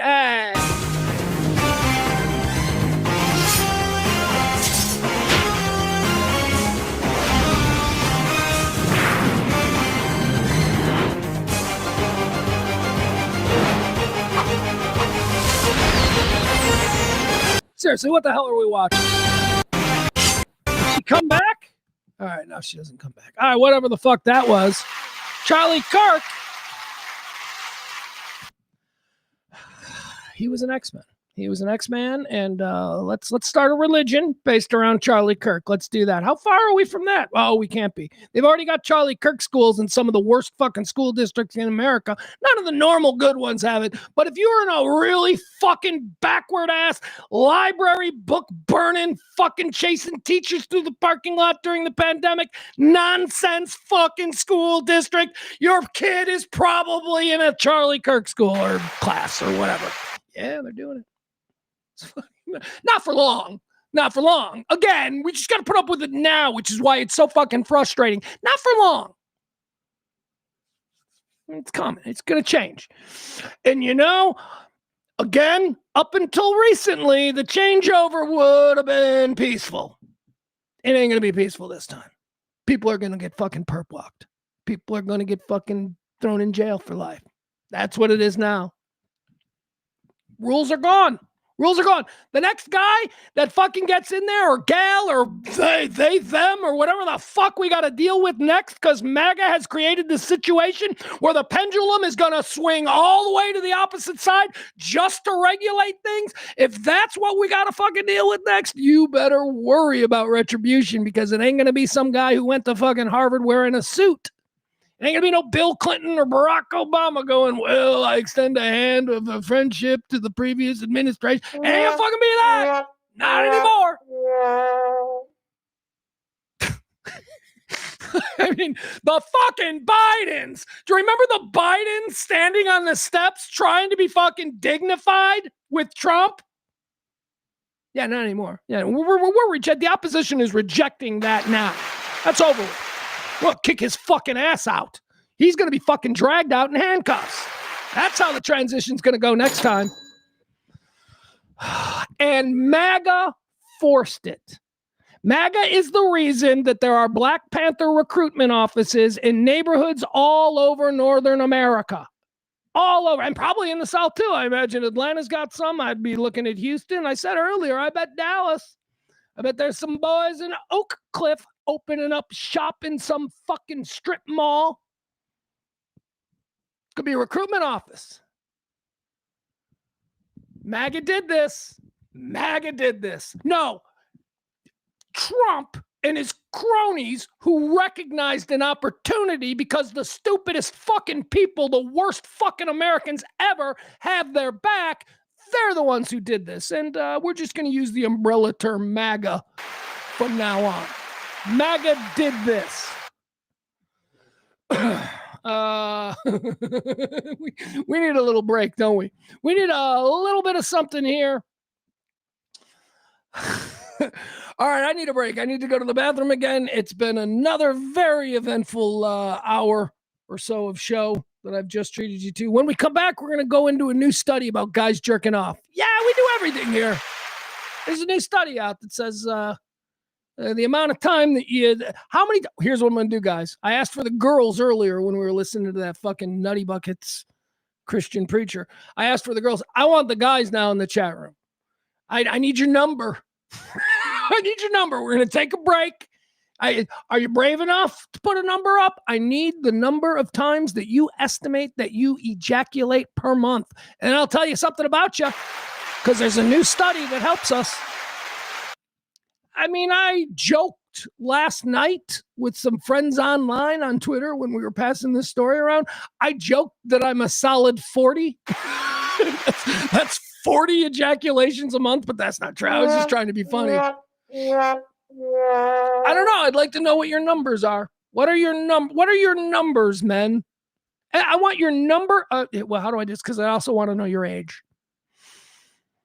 Age first, number of ejaculates per month second. Let's see if any of you are brave enough to do it. If Al is already like, really? So he's probably not going to do it. Give me your number, and then we'll take a break. We'll come back, and I'll tell you exactly what these numbers say about us. New study about how much a man should ejaculate a month and what it means.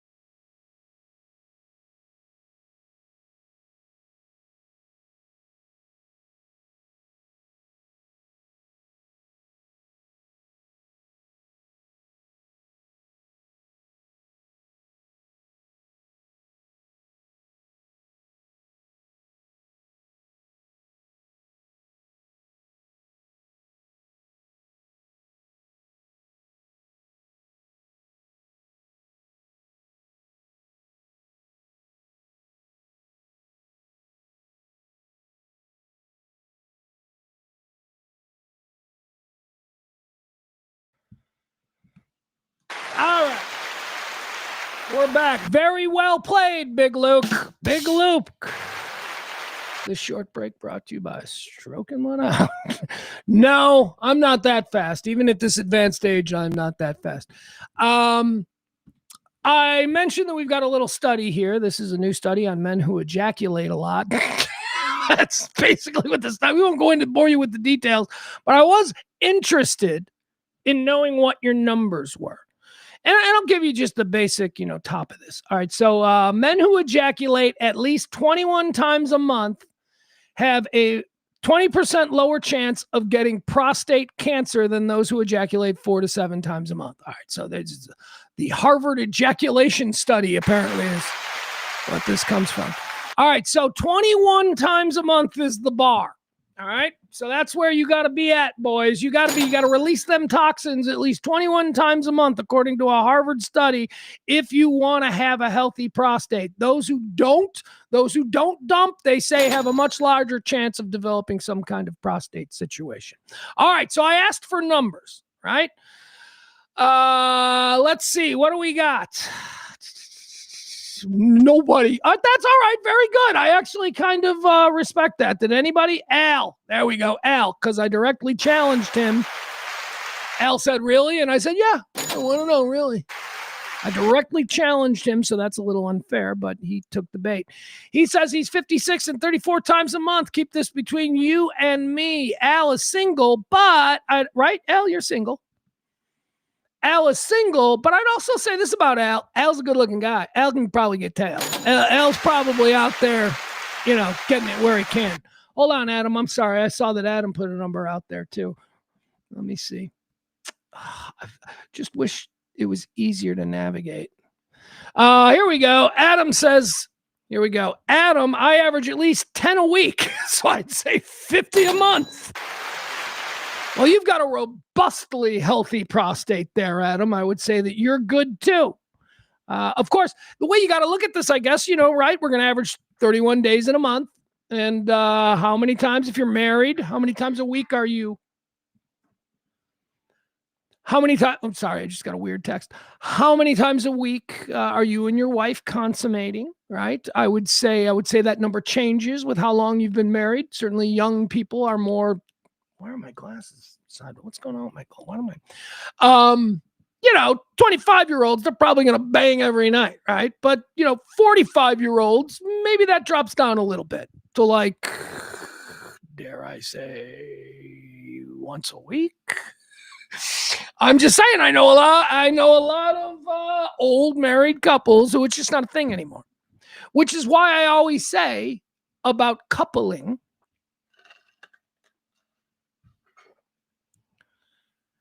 It ain't about sex at all.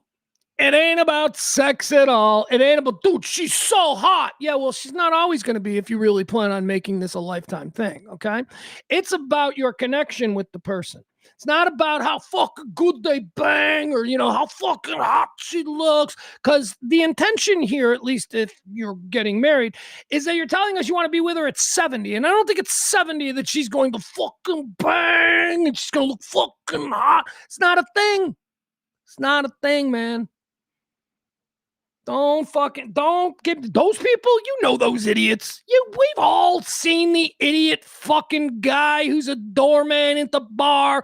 He's also, my band's gonna make it someday. And he's, with the super hot bartender at the bar, and they get married in the bar because they have no money, and we all go in and they're great. And then they're fucking divorced in 3 years because hot people do not stay together. So don't make marriage about, sex or attraction to the wife. It's got to be about more of a connection.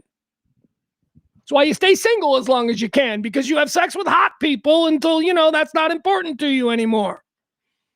Feel bad for these people who get married at 18. She's the only person I've ever been with. I'm like, oh God, jeez, that's terrible. I mean, I am glad. I'll tell you this. I've said this a million times. I love my first wife, and my first wife is one of the coolest people who have ever walked the earth. And I, wish her well, and she's got a wonderful life and all of that. But I've said this a lot. I'm really glad that when I moved to Dallas, I was single. I'm really glad that I wasn't, with a wife and all of that. And I'm just because I'm telling you that that's where my life experience came. My life experience came from that ability to be a single guy for all of those years. Whether I was in relationships from time to time, that was great. I was always open to it. But, I'm glad I wasn't married. I'm glad I had that life experience of, being able to date and being able to date outside of my league because of the amplified game that I was given simply for being on the radio. Don't ever, say no to that. I mean, I know that like every girl I dated in Dallas was not a girl that would date me if I was the manager at the TGI Friday. So I get that. But they stayed with me because I'm kind of fun. And, I'm not bad. Once you get past the fact that I'm not Brad Pitt, I guess I was all right. So I'm glad I had that experience. But my son's mother, I didn't marry her because of those vulgar reasons. That was controversial because she was much younger than me, and but I like pegged her from the very beginning. Like I'm like, yeah, she's a fucking baller. Are you kidding me? Have you ever talked to her? Do you know what's going on in that head? I mean, that's what attracted me. I mean, it didn't work, and it didn't work for the reasons that everybody said because of the age difference. But whatever. I created my son with her, and we love our son together, and she's got a good life. But yeah, it was never any of my marriages or long-term relationships. It wasn't about, oh, they're so hot. It was just about, man, this person is fucking awesome. I told you about my first wife. She designed the whole fucking Millennium Park thing. That was cool. That was cool that was my girlfriend. I always joke, hey, this is my girlfriend. She's the president of Venezuela. I always make that joke, but it was really cool. And this is why I am in such opposition to that Christian preacher that we heard earlier. I get turned on by a baller chick. I get turned on by a chick who's fucking competent. I get turned on by a beautiful woman who isn't afraid of nothing, because fear is the biggest turnoff for me in the world. Everybody's afraid of everything. The immigrants, the trans people. Yeah, now we're rambling because we're late in the show. So we did the men who ejaculate a lot. There you go. I don't really want to. It's 21. If you're ejaculating more than 21 times a month, guys, you're in a better situation prostate cancer wise than guys who don't. Guys who are under 21 times a month, they have a much larger chance of ejaculating. So it looks like you got to release the toxins. Toxins. Did you hear me there? That's a Chicago accent. Looks like you got to release the toxins at least once a day. There you go. People probably wondering what's my number. I ain't fucking telling you. That's fucking way too personal. I'm not going to tell you. You don't have any right to know that. I asked you people, and some of you gave the answer. A whole bunch of you didn't, because a whole bunch of you are like me. That's fucking personal. It's none of your business. But thank you for the people who played, the people who do not mind giving up that kind of personal information. All right, what else do we have here? Let's see. Let's keep going. Let's go. Oh, let's talk about... Oh, my God. Yeah, folks, we're rolling. Let's just go today. It's Friday. We got a football weekend ahead of us. Wrap this up. I got like 2 hours of show left. Seriously, I'm looking at when I told you last night on Twitter that I had a big fucking bag of show for you. All right, so we got a situation going on down there in Austin, Texas, and it is really funny. So we got a porn star running for mayor down there in Austin, Texas. Porn star. I think she's also she wasn't just a porn star. Like she became a porn star because she was kind of famous for something else. I think she was an MTV teen mom. Remember that show where MTV started glorifying teenagers getting pregnant at like 15? Yeah. Good times. Good fucking... Where was the sense? Where was the fucking sense when someone walked into a production meeting at MTV and said, hey, what if we do this? What if we just find kids that have children at like 15 years old and we just make them superstars? They've obviously proven that they make good decisions. So let's make them the fucking icons for an entire teen mom. That fucking pitch. That's right up there with Hogan's Heroes. It's about the Nazi prison camp, but it's a comedy. I mean, some of these pitches. Farrah Abraham is her name. Farrah Abraham was one of the, early MTV teen moms. These teen moms, they've all gotten into trouble for stupid shit because they're teenagers who made a mistake, and then grown-ups in New York City decided to amplify them into superstars. And when that spotlight hit them, because they had proven to be just rural teens who made mistakes, they didn't handle it very well. That's what happened. So this brings us to Farrah Abraham. Farrah Abraham, one of the MTV teen moms, after the shine from teen mom went away from her, she craved the spotlight. So she started, taking it in the butt. She became like an anal chick. And I know this because I'm like, wouldn't she turn into porn? So when doing this story, I actually had to do a little bit of diligence, and I looked at some Farrah Abraham, and she apparently, she's adventurous. Hey, can't get pregnant that way. What is it? I don't know. Anyway, so Farrah Abraham is now apparently down there in Austin. Keep Austin weird, baby. She's down there in Austin. She's running for mayor of Austin, and she's got a little bit of attention for it. And TMZ decided to interview her live on the air. So TMZ did this whole thing. Hey, she's running for mayor of Austin. Let's talk to Farrah Abraham, former teen mom and porn star.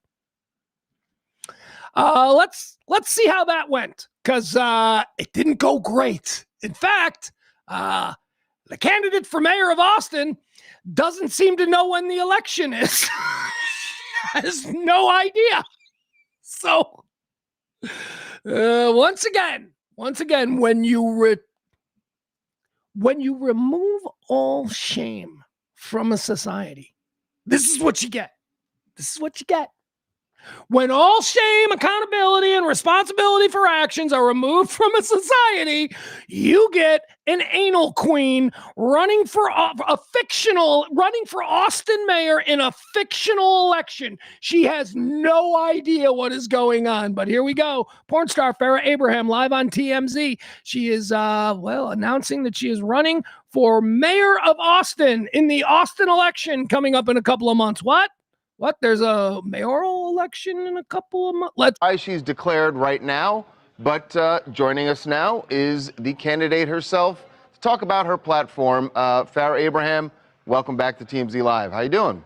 Yes, I'm doing good. Thank you, guys. I'm super excited to be a candidate for mayor of Austin. I'm running super early, so I can't wait to see who's going to run with me and challenge me. So sometimes people say the left doesn't even know who she's running against. Doesn't even know, apparently. The less you know, the more you like. You are now giving them many years to make a decision. We should say, because the election's not until 2028. Why so early? All right, so here's where Harvey is. Harvey, by the way, let her into this. He said, you're announcing so early. Because Harvey knows the election's not until 2028.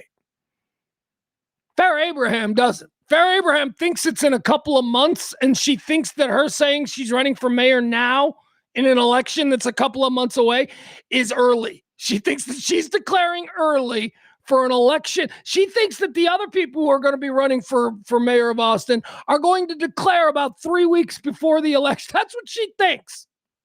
Now, at this point in this conversation, I don't believe that Harvey knows that she doesn't know the election is in 2028, because the whole point of his questions are about why are you declaring so early for an election that isn't for, a couple of years away. So let's watch this unravel, and let's watch the way the future mayor of Austin, Texas handles this situation. This is truly beautiful. And once again, I want to say thank you to MAGA for making all this bullshit possible. I can't wait to see who's going to run with me and challenge me. So sometimes people say the less you know, the more you like. You are now giving them many years to make a decision. We should say, because the election's not until 2028. Why so early? Oh, for some reason, the mayor election is 2026. I don't know. That's just what the office told me as well. They told her. Well, we should get some clarity here. Are you okay? So am I running for district? So this is where she needs to pop a titty. This is that's the move. That's the next move right here. You get in trouble in a situation like this, pop a fucking titty, bitch. What is going on? District will be, which is federal. I'm running local right now. So local is a little bit different than federal. She doesn't know what the fuck she is talking about. And some white men with money are backing her for mayor of Austin. I did say my hope after running for local is for a local district, which is in 2028. So I do have hopes for running for district, but for right. Okay, so this is also another insane political thing to let out of the bag. She's saying that, yeah, she's going to run for Austin mayor, but after that, she's already planning on running for the next thing. You don't say that. You don't go into office going, I'm using this as a stepping stone. But I think over drinks, someone probably explained how this would work, and she only retained about half of it. So now she finds herself on TMZ, and oh my God. Now I'm going to stay in a nonpartisan category, which is mayor. Okay, I want to make sure we can get some clarity here. I'm just going to be running for mayor, which is 2026. You also have Spencer Pratt, who's going to be running for mayor for Los Angeles. That election actually is this year. Yeah. Yes. But yeah. So I don't believe mayors are on a different Yeah, no, it's different in every city. I just know what okay, so I just know what my she thinks because that fucking douchebag Spencer Pratt from the other MTV show, right? Wasn't he from the Hills or something? I don't know. She thinks it because that douchebag is also running for mayor in Los Angeles, that all mayor elections across the country are held on the same day. That's her understanding. That's what they told her. How come he gets to run for mayor in Los Angeles on that day, but I don't get to run? This is fucking absurd. City has told me. Please call the City Hall in Austin, Texas, and find out when the... They are being so fair to her. They know, they've done the research. TMZ is a very well-run machine. They have producers that have prepped them on all of this stuff. And there has been an extensive conversation that everyone knows this election is in 2028. That's what she's running for, because they opened up with, wow, isn't it early? Why are you running so early? So now for her benefit, and I think for our benefit, because this is really funny, they are like going to make super certain, let's get somebody from Austin on the phone to tell us when their next mayoral election is. That's what's going on right now. Election for mayor is in Austin. Maybe call the mayor's office. So Farrah, we just got this in our ear. The election's in 2028. So, you know, there was a 2-year term with a vacancy in 2022, but now it's aligned with the presidential election. So it is 2028. So I think you may have jumped the gun here. I love that I jumped the gun. I love if I jumped the gun. But yeah, so I think, I don't know, there's also a lot going on locally. So if someone also misinterpreted that and told me different, that's okay too. No, she's not being handled. No, not at all. She's saying we used to say, they say the quiet part out loud, but it's not the quiet part anymore. You can say the quiet part out loud. It's not the quiet part anymore. Yeah, what the people that are handling me and telling me everything to do because they think that my, profile as someone that people have heard of could win votes, and they know that especially stupid people will vote for me because stupid people vote for the teen mom. So these guys that are putting all this money into this, they told me that everything's fine, so I don't. That's what's happening here. But my God, you guys, I can't do it anymore. I can't, after the fucking Trump mansions thing, after the moving the bar on pedophilia thing, guys, can't do it anymore. Can't do it anymore. Here we go. All right, there you go. That is Farrah Abraham, former teen mom, I guess. It's the cult of personality. I mentioned it before. It is the fucking cult of personality that MAGA has created. Anybody can do this. Anybody who can stand on a soapbox and get a crowd of 50 people can become a congressperson. Marjorie Taylor fucking Greene, and if you look good in blue jeans, you can be Lorena Boebert. It is the cult of personality. Farrah fucking Abraham. Evidence number 1. Oh man, hey Jamie, I seriously fuck.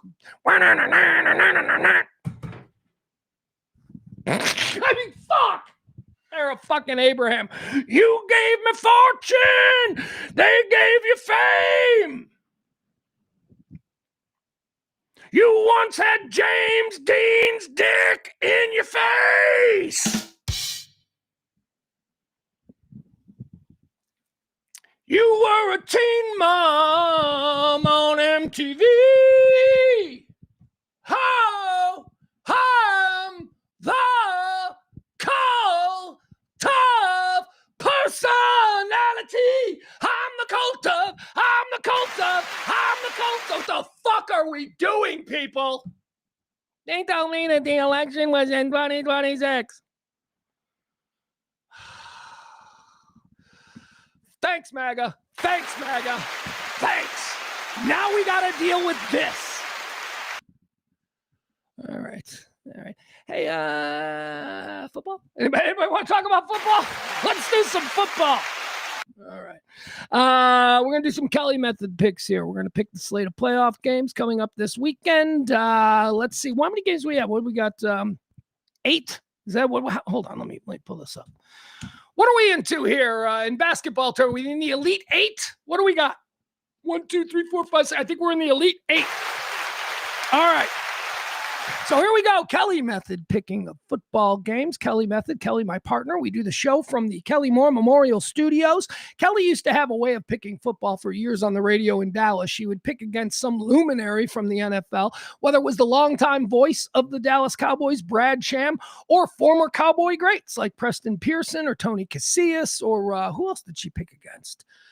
Joe Avazano. Oh my God, coaches, whatever it was, someone would come into the studio every week, an expert in the NFL, somebody who has either played and certainly pays attention.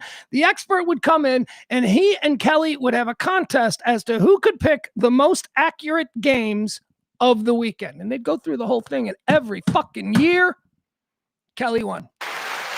Not true. I think Brad Sham beat her once, and I think I remember that. But for the most part, the Kelly method is this.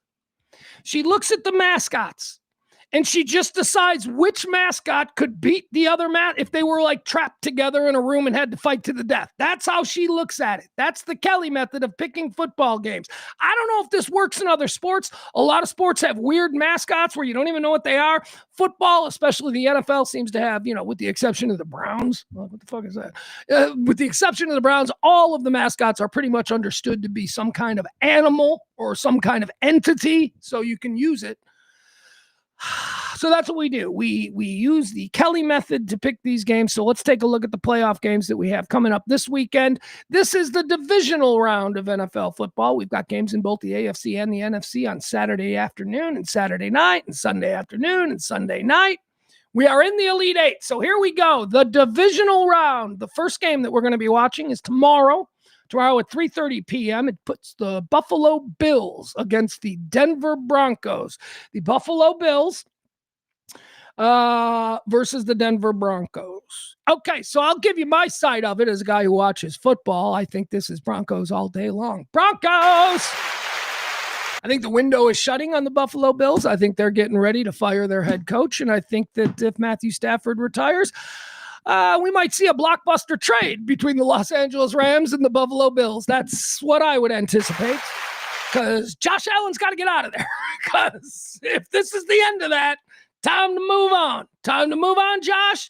Get yourself out to Hollywood where you belong. Could you imagine that? I mean, his wife lives there. They already have a big giant house in Southern California because his wife is a movie star. Did his wife win something for, her name is Seinfeld, right? Ashley and Imogene Seinfeld. What the fuck ever. Steinfeld. Here's what I know about her. Do you remember Body by Jake? Remember Body by Jake? Body by Jake is Josh Allen's uncle-in-law. Yeah.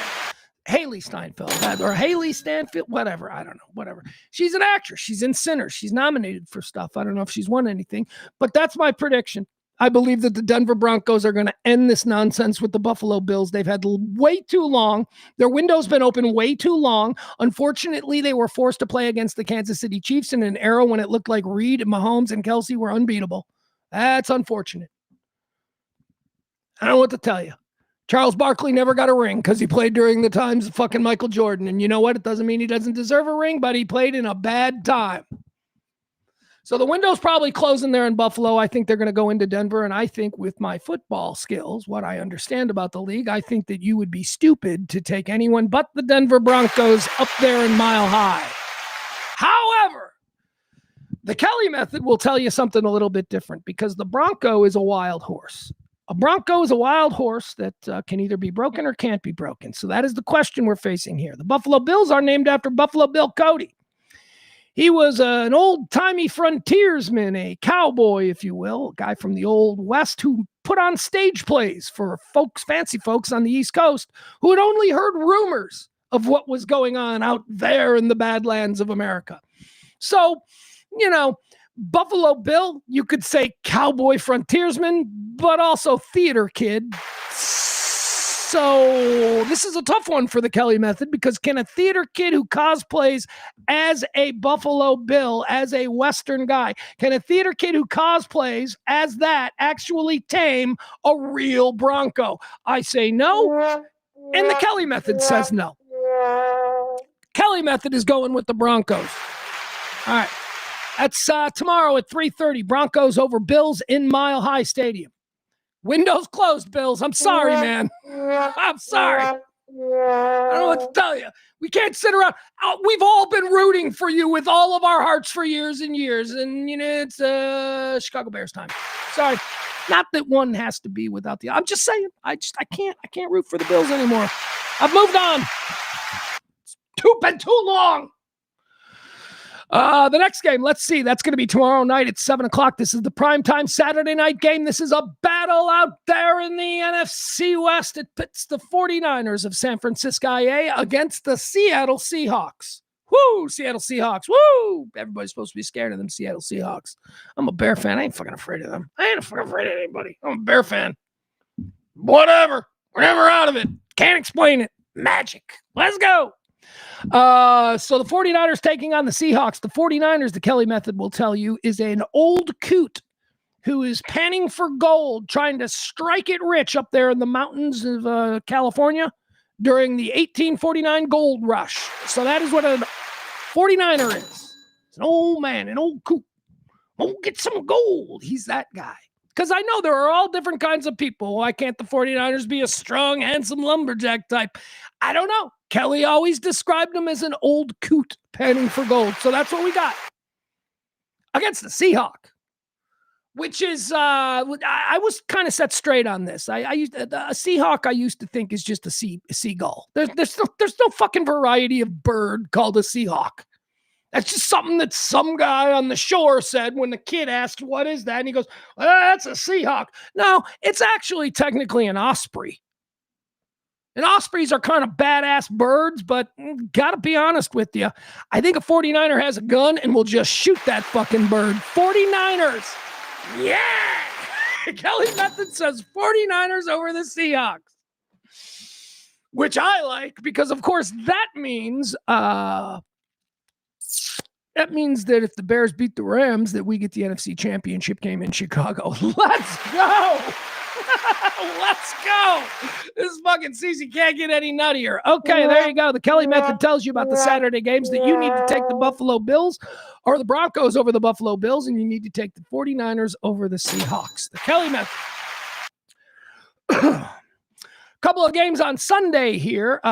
This is going to be the first one in the AFC. That's going to be the early game. 2 p.m. it says here. That's an odd time, but then again, the night game is also an odd time, so that lines up. We're doing odd times on Sunday for football. Sunday's games will be the Texans, the Houston Texans versus the New England Patriots. Woo! And this is an interesting matchup because a New England Patriot is it's not somebody who fucking gives money to Steve Bannon's podcast. I'm a Patriot from Boston. No. A New England Patriot is a Minuteman, as emblazoned on the side of those classic helmets. He's a Minuteman from the Revolutionary War, so he is a very specific person from a very specific time. That must be considered with the Kelly Method. He's got a musket.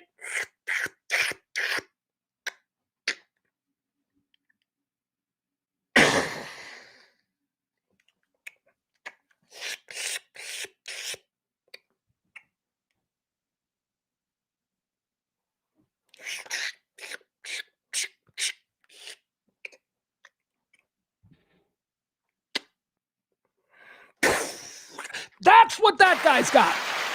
That's what the Patriots got. He's from a very specific time. He's going up against the Texan. I don't know that there's been a really well-defined image of what the Texan is other than some kind of just over any guy in Texas that has a fucking card or, he's got a fucking driver's license that says he lives in Texas. That's what a Texan is. And because there is no real non-specific, suppose we can do the imagery of what we think a Texan is, and I think there'd be some uniformity among people that's a guy on a horse with a hat and a gun. At any point, it's a gun, it's a weapon that was made 100 years after the guy with the Houston Texans going into Foxborough and going to upset the Patriots. That's what the Kelly Method says. Drake May going to have a really bad day. Hey, Drake, I'd like you to meet Nick Anderson. I am telling you, that defense from the Texans is a Super Bowl winning defense, and they are going to go into Boston and Foxborough, I should say, and they're going to beat the Patriots. There you go. Take the Texans over the Patriots. Because again, versus, what's he doing? Because a Texan also has a gun, and it's a modern gun. And whether you want to make him a John Wayne movie Texan from the 1880s or whatever, or you just want to make him a modern, normal Texan with a Glock on his side, he's going to fuck up that dude from 1776. He just is. And that's how that goes. All right, now let's do this one. All right, let's do this one. And let's do this one proudly and with as much voice and vibrato as we can muster, because we don't really give a fuck. We don't. Neither me or the ghost of Kelly, who speaks through me in these moments. It is the Sunday night game. It is the divisional round of the NFC between the number... never mind. I'm sorry. I got that wrong. What are the Rams? Number 5? Are they 5? The number 5 in the NFC versus number 2 in the NFC. It's the Rams coming to Chicago to take on the Bears. I mean, this is stupid. This is, if we're doing the Kelly method, I mean, this isn't even close. It's a fucking goat with horns on its head that just fucking wandered into a bear's den. I think we know what a grizzly bear is going to do to a fucking goat that takes a wrong turn. So Kelly method says take the Bears over the Rams. Smart money might not follow that. Just smart money. Here's why I say that. Look, I've told you know me. I'm a Bears fan. This show is about all kinds of stuff. But when we boil it down. I'm a Bears fan. There's my Bears hat right there. I told you about what happened last Saturday, right? The Bears beat the Packers. That's all we needed. That was our Super Bowl. We're happy. This season wasn't supposed to be about where we are right now. This season was supposed to be about, can Caleb and Ben work together? Well, the answer to that seems to be yes. So why not? It's one of those situations where we Chicago Bear fans are just kind of looking around going, well, we're here. We'd be silly not to have a drink and sit down and see what's happening. So that's kind of how the Chicago Bears feel about their place in the playoffs. We beat the Green Bay Packers in just what was, again, another legendary comeback. Fucking the highlight reel of Caleb Williams. I tell you, there is a 1 hour long highlight reel of Caleb Williams from this season alone, and it is absolutely stunning.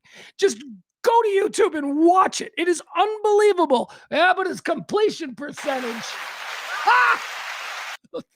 Nobody in the history of discussing quarterbacks has ever mentioned completion percentage before. It's always about winning. It's always about being a gamer and being clutch when you need. No, but now, because it's a black kid who paints his nails, it's about completion percentage. Anyway, my point is this. Don't get me off, right? Don't get me. We're here. Bears are here. The Rams are coming in. The Rams have a very potent and powerful offense. It's got to be respected. And their defensive front is pretty good. The their defense past the front is absolute trash. And if you think Caleb Williams and Colston Loveland can exploit that, then it'll be a game. We'll have a game. Because I'm pretty sure that Matthew Stafford and Puka Nacua, and I'm sure that all of the Rams' weapons, I'm sure they're going to be able to exploit, our defense. We Chicago Bear fans are looking at this game going, it's going to be like San Francisco. It'll just be another shootout. We're just going to all right, you want to make it so that Caleb has to fucking be fucking Caleb? All right, well, we'll do it. And we might lose. I don't think we'll get humiliated. I don't think that's on the cards at all, because the Bears have hung with everybody all season. And, people have been like, what? I got lucky. Well, okay. The other thing, and this is why I think that I will not be devastated if the Chicago Bears lose. I'll be like, man, what a fucking fun season that was. I did not expect that. This is easily one of the 3 most fun seasons I've ever had as a Bear fan. And after the years that we've been through, I can't be upset about that. Let's go have fun. Let's go get Max Crosby. Let's go sign Khalil Mack to a 1-year deal, and let's win the Super Bowl next year, because our defense is not a Super Bowl defense. Our offense is coming together, and it's going to be fucking real scary. Hell, when our offense completely comes together, when they're really using Ben Johnson's playbook instead of this little fucking 15-page chapter that they've been working on, when they are really using that playbook, when Caleb finally clicks, we're not even going to fucking need a defense. We're not. That's how we see it. And that's why we're okay with whatever happens. We're ahead of schedule, house money, all of that stuff. The weather. I know. I mean, look, I'm all over Rams Twitter the last couple of days. I'm on Rams Twitter fucking with Rams people, and, they're fucking with us, and it's all in good fun. It certainly isn't the way it is with the Green Bay Packers. When we're fucking with Green Bay Packer people on Packer Twitter, it's ugly. It's ugly, and it's mean, and it's personal, and all that. And then it's all forgotten 4th of July weekend when we're up there partying in their lakes. They're like, hey, come spend your money, Chicago, in our bar. Come spend your money in a bar completely adorned with all Packer stuff. It's fine. It's a good relationship. It ain't like that with the Rams, though. The Rams is very... Nobody's afraid of the Rams. First of all, also, I would say this, and I'm going to lean into this. There are no Los Angeles Rams fans. There aren't. There are people who live in that part of the country who suddenly have a team to root for. Maybe there are some people who were fans of the Rams in their first go-round in Los Angeles, but those people are old. It's a bunch of Hollywood people. That's all Los Angeles Rams fans are. I'm not saying that could change, but I'm just saying that it's not the way it is in Dallas. It is not the... First of all, there's an incredibly large transient community in Los Angeles. Most of the people who live in Los Angeles, and I'm talking about everybody, is from somewhere else. So, opposing teams, they do very well. They're always very well represented there at SoFi Stadium because, well, there's probably a lot of people from Cincinnati who are now in Los Angeles, and they're just going to take this opportunity to go root for the Bengals the one time every 6 years that they come through town. I do not believe Los Angeles has that kind of fan base. And that's why Twitter is, Rams Twitter is not that crazy. But the big argument that's going back, and I'm loving this from Bears fans.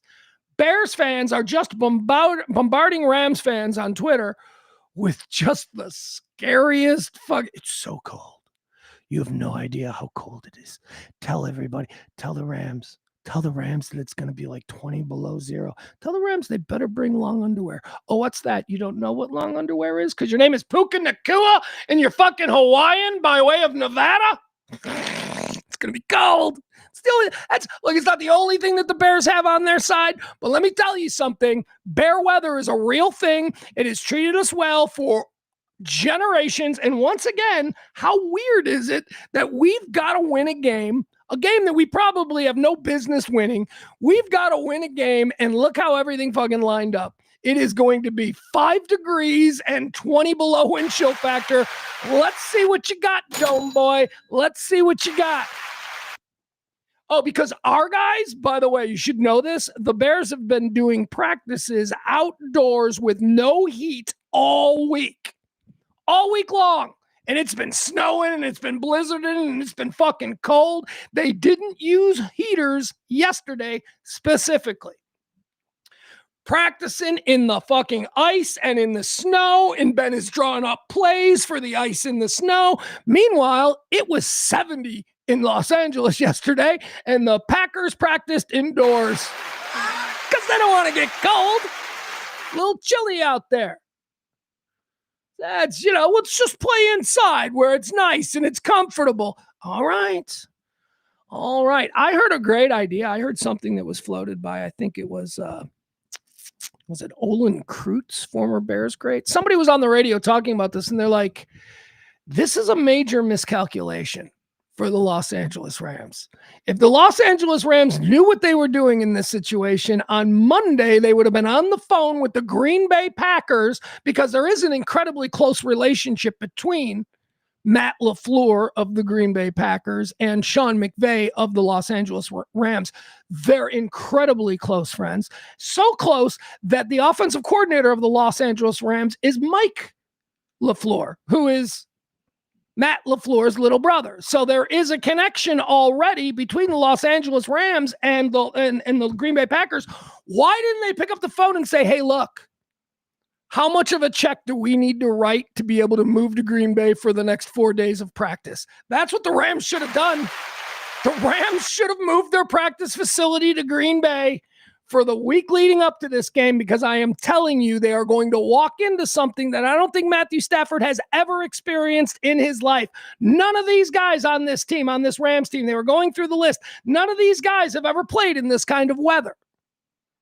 It's going to be fucking cold. And by the way, the Chicago Bears on the last 2 Saturday nights that they've played on national TV, just like the game Sunday night's going to be, the last 2 games the Bears have played have been in temperatures below 20 degrees. So they've just played their last couple of games in this shit. They're okay with it. So I don't know, man. People want to say the weather doesn't matter. Yeah, the weather does. When your whole thing is your offense being able to operate flawlessly, and then all of a sudden the elements completely change, I don't know, man. That's how interceptions happen. And it just so happens that the Bears defense is the most opportunistic defense in the league this year. They have more takeaways and more turnovers. I don't know if Matthew Stafford remembers exactly how those fucking wins are in Soldier Field. Part of the reason that people say the Chicago Bears have never been able to develop a good quarterback is because that fucking place is hard to throw in. You got to have a rifle of an arm to be able to cut through those fucking winds. Luckily, Caleb's got one. Jim McMahon had one. It's all about arm strength. You got to be able to fucking...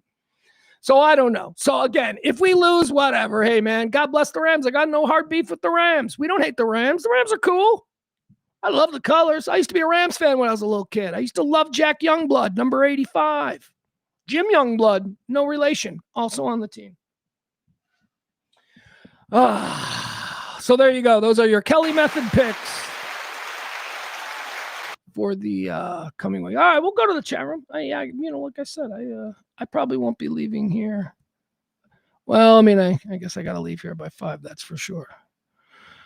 I like talking sports. So if anybody's got any sports stuff, anybody? All right, yeah, Adam. There you go.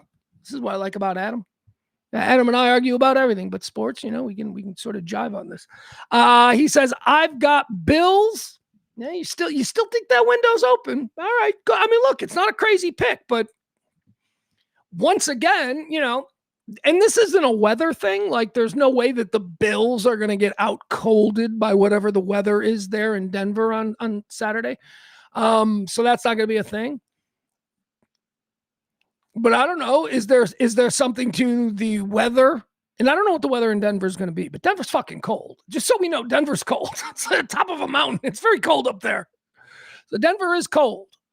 And the oxygen is bad. I don't know, man. I don't know. All right, he's got the Bills. He says, I've got the Bills. He's got the Pats. He's going against the Kelly method. He thinks that the offense of Drake May is going to be better than the Texans defense. I don't know, man. This is the time of year. And again, what kind of weather is it going to be? Because if it's really cold, again, I want the best defense on the field. If we're playing a game where it's really cold, give me the better defense. That team is probably the one that's going to win, because the offense is going to be all kinds of fucking confused that they can't do the things that they think they can usually do. He then says he's got the Seahawks. I've got the Bills, Pats, Seahawks, and man, want to pick the Bears, but I'm torn. Gonna head, I'd say Rams. Sorry, Pugs, but rooting for y'all. Hey, man, that's all I look at. A smart mind would be like, yeah, the Rams have a better offense, and that defense is gettable. So there's no argument there. There's no, I mean, I wouldn't put the kids' college fund on the fucking Bears. I'm not, stupid. And I also don't care. I'm able to just process this so reasonably because I don't care. I do care. I mean, if we win, I'm going to be nuts. I mean, like, holy fuck, there is magic. We are going to win the Super Bowl. This is insane. So, but if they lose, it's not going to be devastating like it would have been last week. Let me show you something. I want to leave you with this because this is a friend of mine named Jeff Hoover. Jeff Hoover is a guy who I used to work with in radio in this town. Kelly and I did.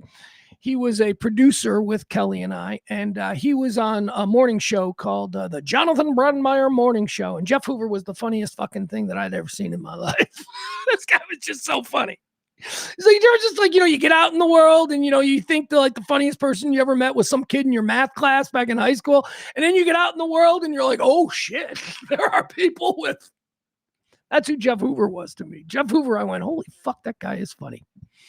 Anyway, I don't want to go over. Here's what I'll say for my Dallas friends. When I talk, we hear Kelly and I both immediately. The first thing that we said to each other when we discovered this Dallas icon was, she actually said it to me. She goes, he's just like Dallas's Jeff Hoover.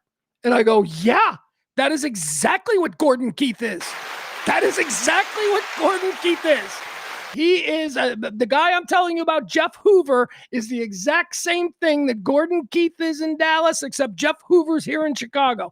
And Gordon Keith is on the radio, and Jeff Hoover is on the WGN Morning News.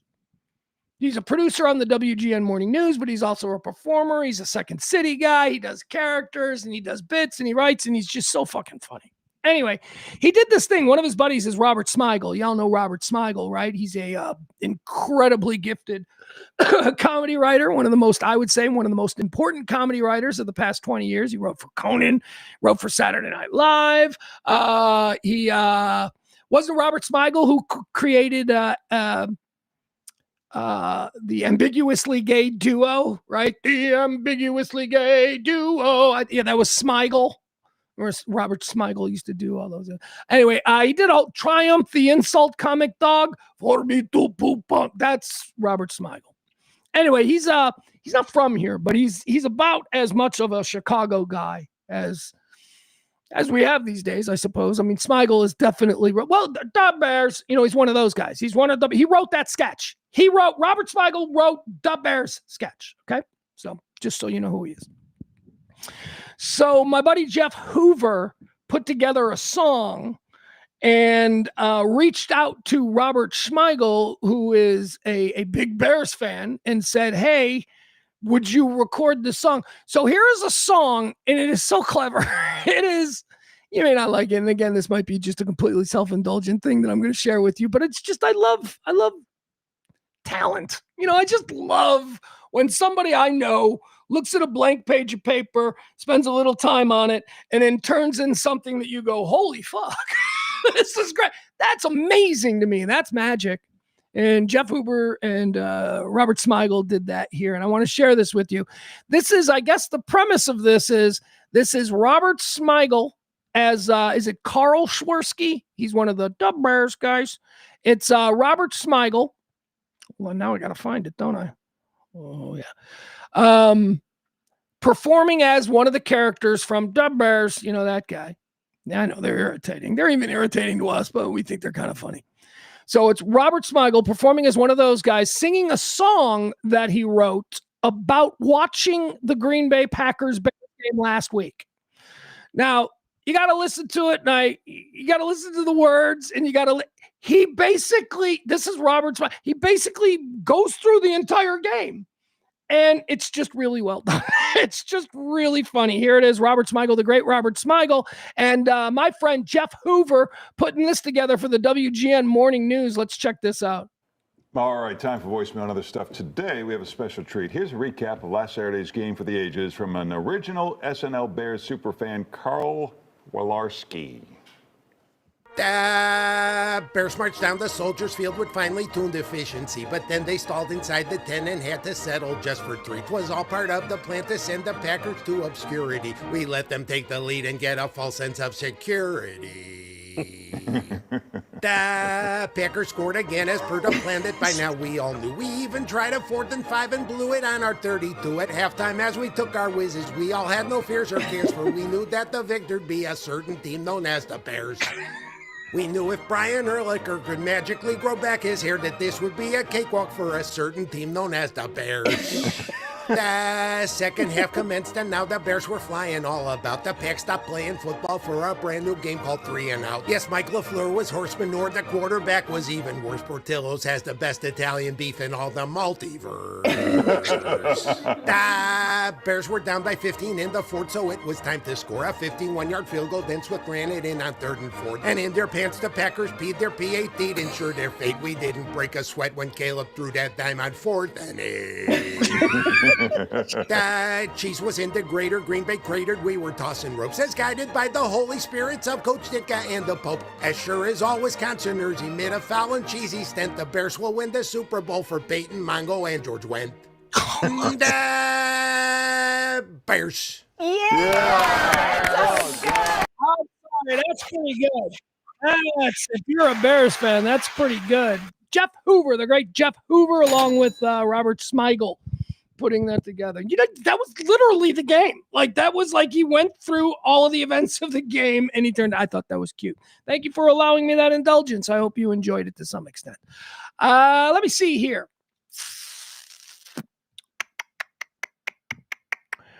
Bum, bum. Yeah, that's it. That's it. Yeah, there you go. Al remembers. Of course now.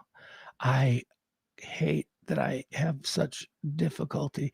Yeah, that wasn't the Let Go of My Show. Lorne Michaels. That was supposed to be Lorne Michaels. Let Go of My Show. MTV Funhouse. TV Funhouse. Let Go of My Show. Smigel's great. I've had an opportunity to meet Robert Smigel like twice. The first time, I thought he was kind of a dick. The second time, I thought he was really nice. So there you go. You be the judge. I don't know. People have bad days. Unfortunately, you meet somebody and it's a bad day. All right, here you go. Let's see. One more time. Our executive producer of today's show is the lovely and talented Maddie. I want to put it back out there to all of you folks who might be listening. We are looking for help. The opposition needs some amplification. If you want to help this show, you can do a couple of things. One, and this is in the immediacy, this is probably the most wanted. Drop a little something in the Venmo or the Cash App to help ensure that this kind of show, the kind of show that doesn't carry water for anybody on the right or anybody on the left, we just see it as it comes and we take it down when it needs to be taken. Drop a little something if you can. Support this show because, as I say, just a couple of blocks away, we got Tim Pool. He's cashing $100,000 checks from right-wing special interests to amplify all kinds of nonsense, and they're the ones that are winning. So let's go opposition. We're going to be calling it like we see it from now on. Thank you to Maddie again, who's our executive producer. Thank you to anybody who helped out the show financially today. But thank you to the folks that liked and shared the show. That's really what's important to me. It's all important to me, but that's really important. I got to get a better algorithm system going on my socials. So whether it's Facebook or whether it's Blue Sky or whether it's Twitter, even though I refuse to fucking pay the richest man in the world $10 for something that's always been free, help us out. YouTube, all of that stuff. Like, follow, subscribe, tell your friends about it. Bring a friend. If this show in any way appeals to you, bring a friend. Let's grow the show. The last thing I'm going to ask is something that I said at the beginning. We need people. We need to crowdsource this now. Who wants to be involved in this show? Let's stop pretending like, this is just going to go on forever with just me sitting here screaming at clouds. No, if we are going to make this, we've got one last chance, and that means I need to reach out to you. Do any of you people have editing skills? Do any of you people want to be named producers on this show? Do any of you want to be in charge of our TikTok and be able to make TikToks of the things that I do here? If you can help us in any way like that, please reach out to me in any way that you can, whether you have my phone number and want to text me, or if you can just send an email, that's fine. Maddie in the chat room is all ears. She's looking for anybody that can help her because she is kind of taken on the role as the chief producer of the show in real life, behind the scenes and all of that. April is still the queen of the chat room and she's in charge of that. And if April wants to have any kind of role in what it is that we're growing, I would be upset if she didn't accept one, but it's not mandatory. It is not mandatory. I get you. So again, spread the word. I don't know. There is no money involved. But like I said, if we establish a core group of, say, 5 people who all have disparate skills and can help grow this show, and we can all pull in the same direction, those 5 people are going to be a part of the ground floor of whatever it is that we're trying to build here. So that's the pitch. And I love you guys. Go Bears, and we'll see you on Monday. Bye, everybody.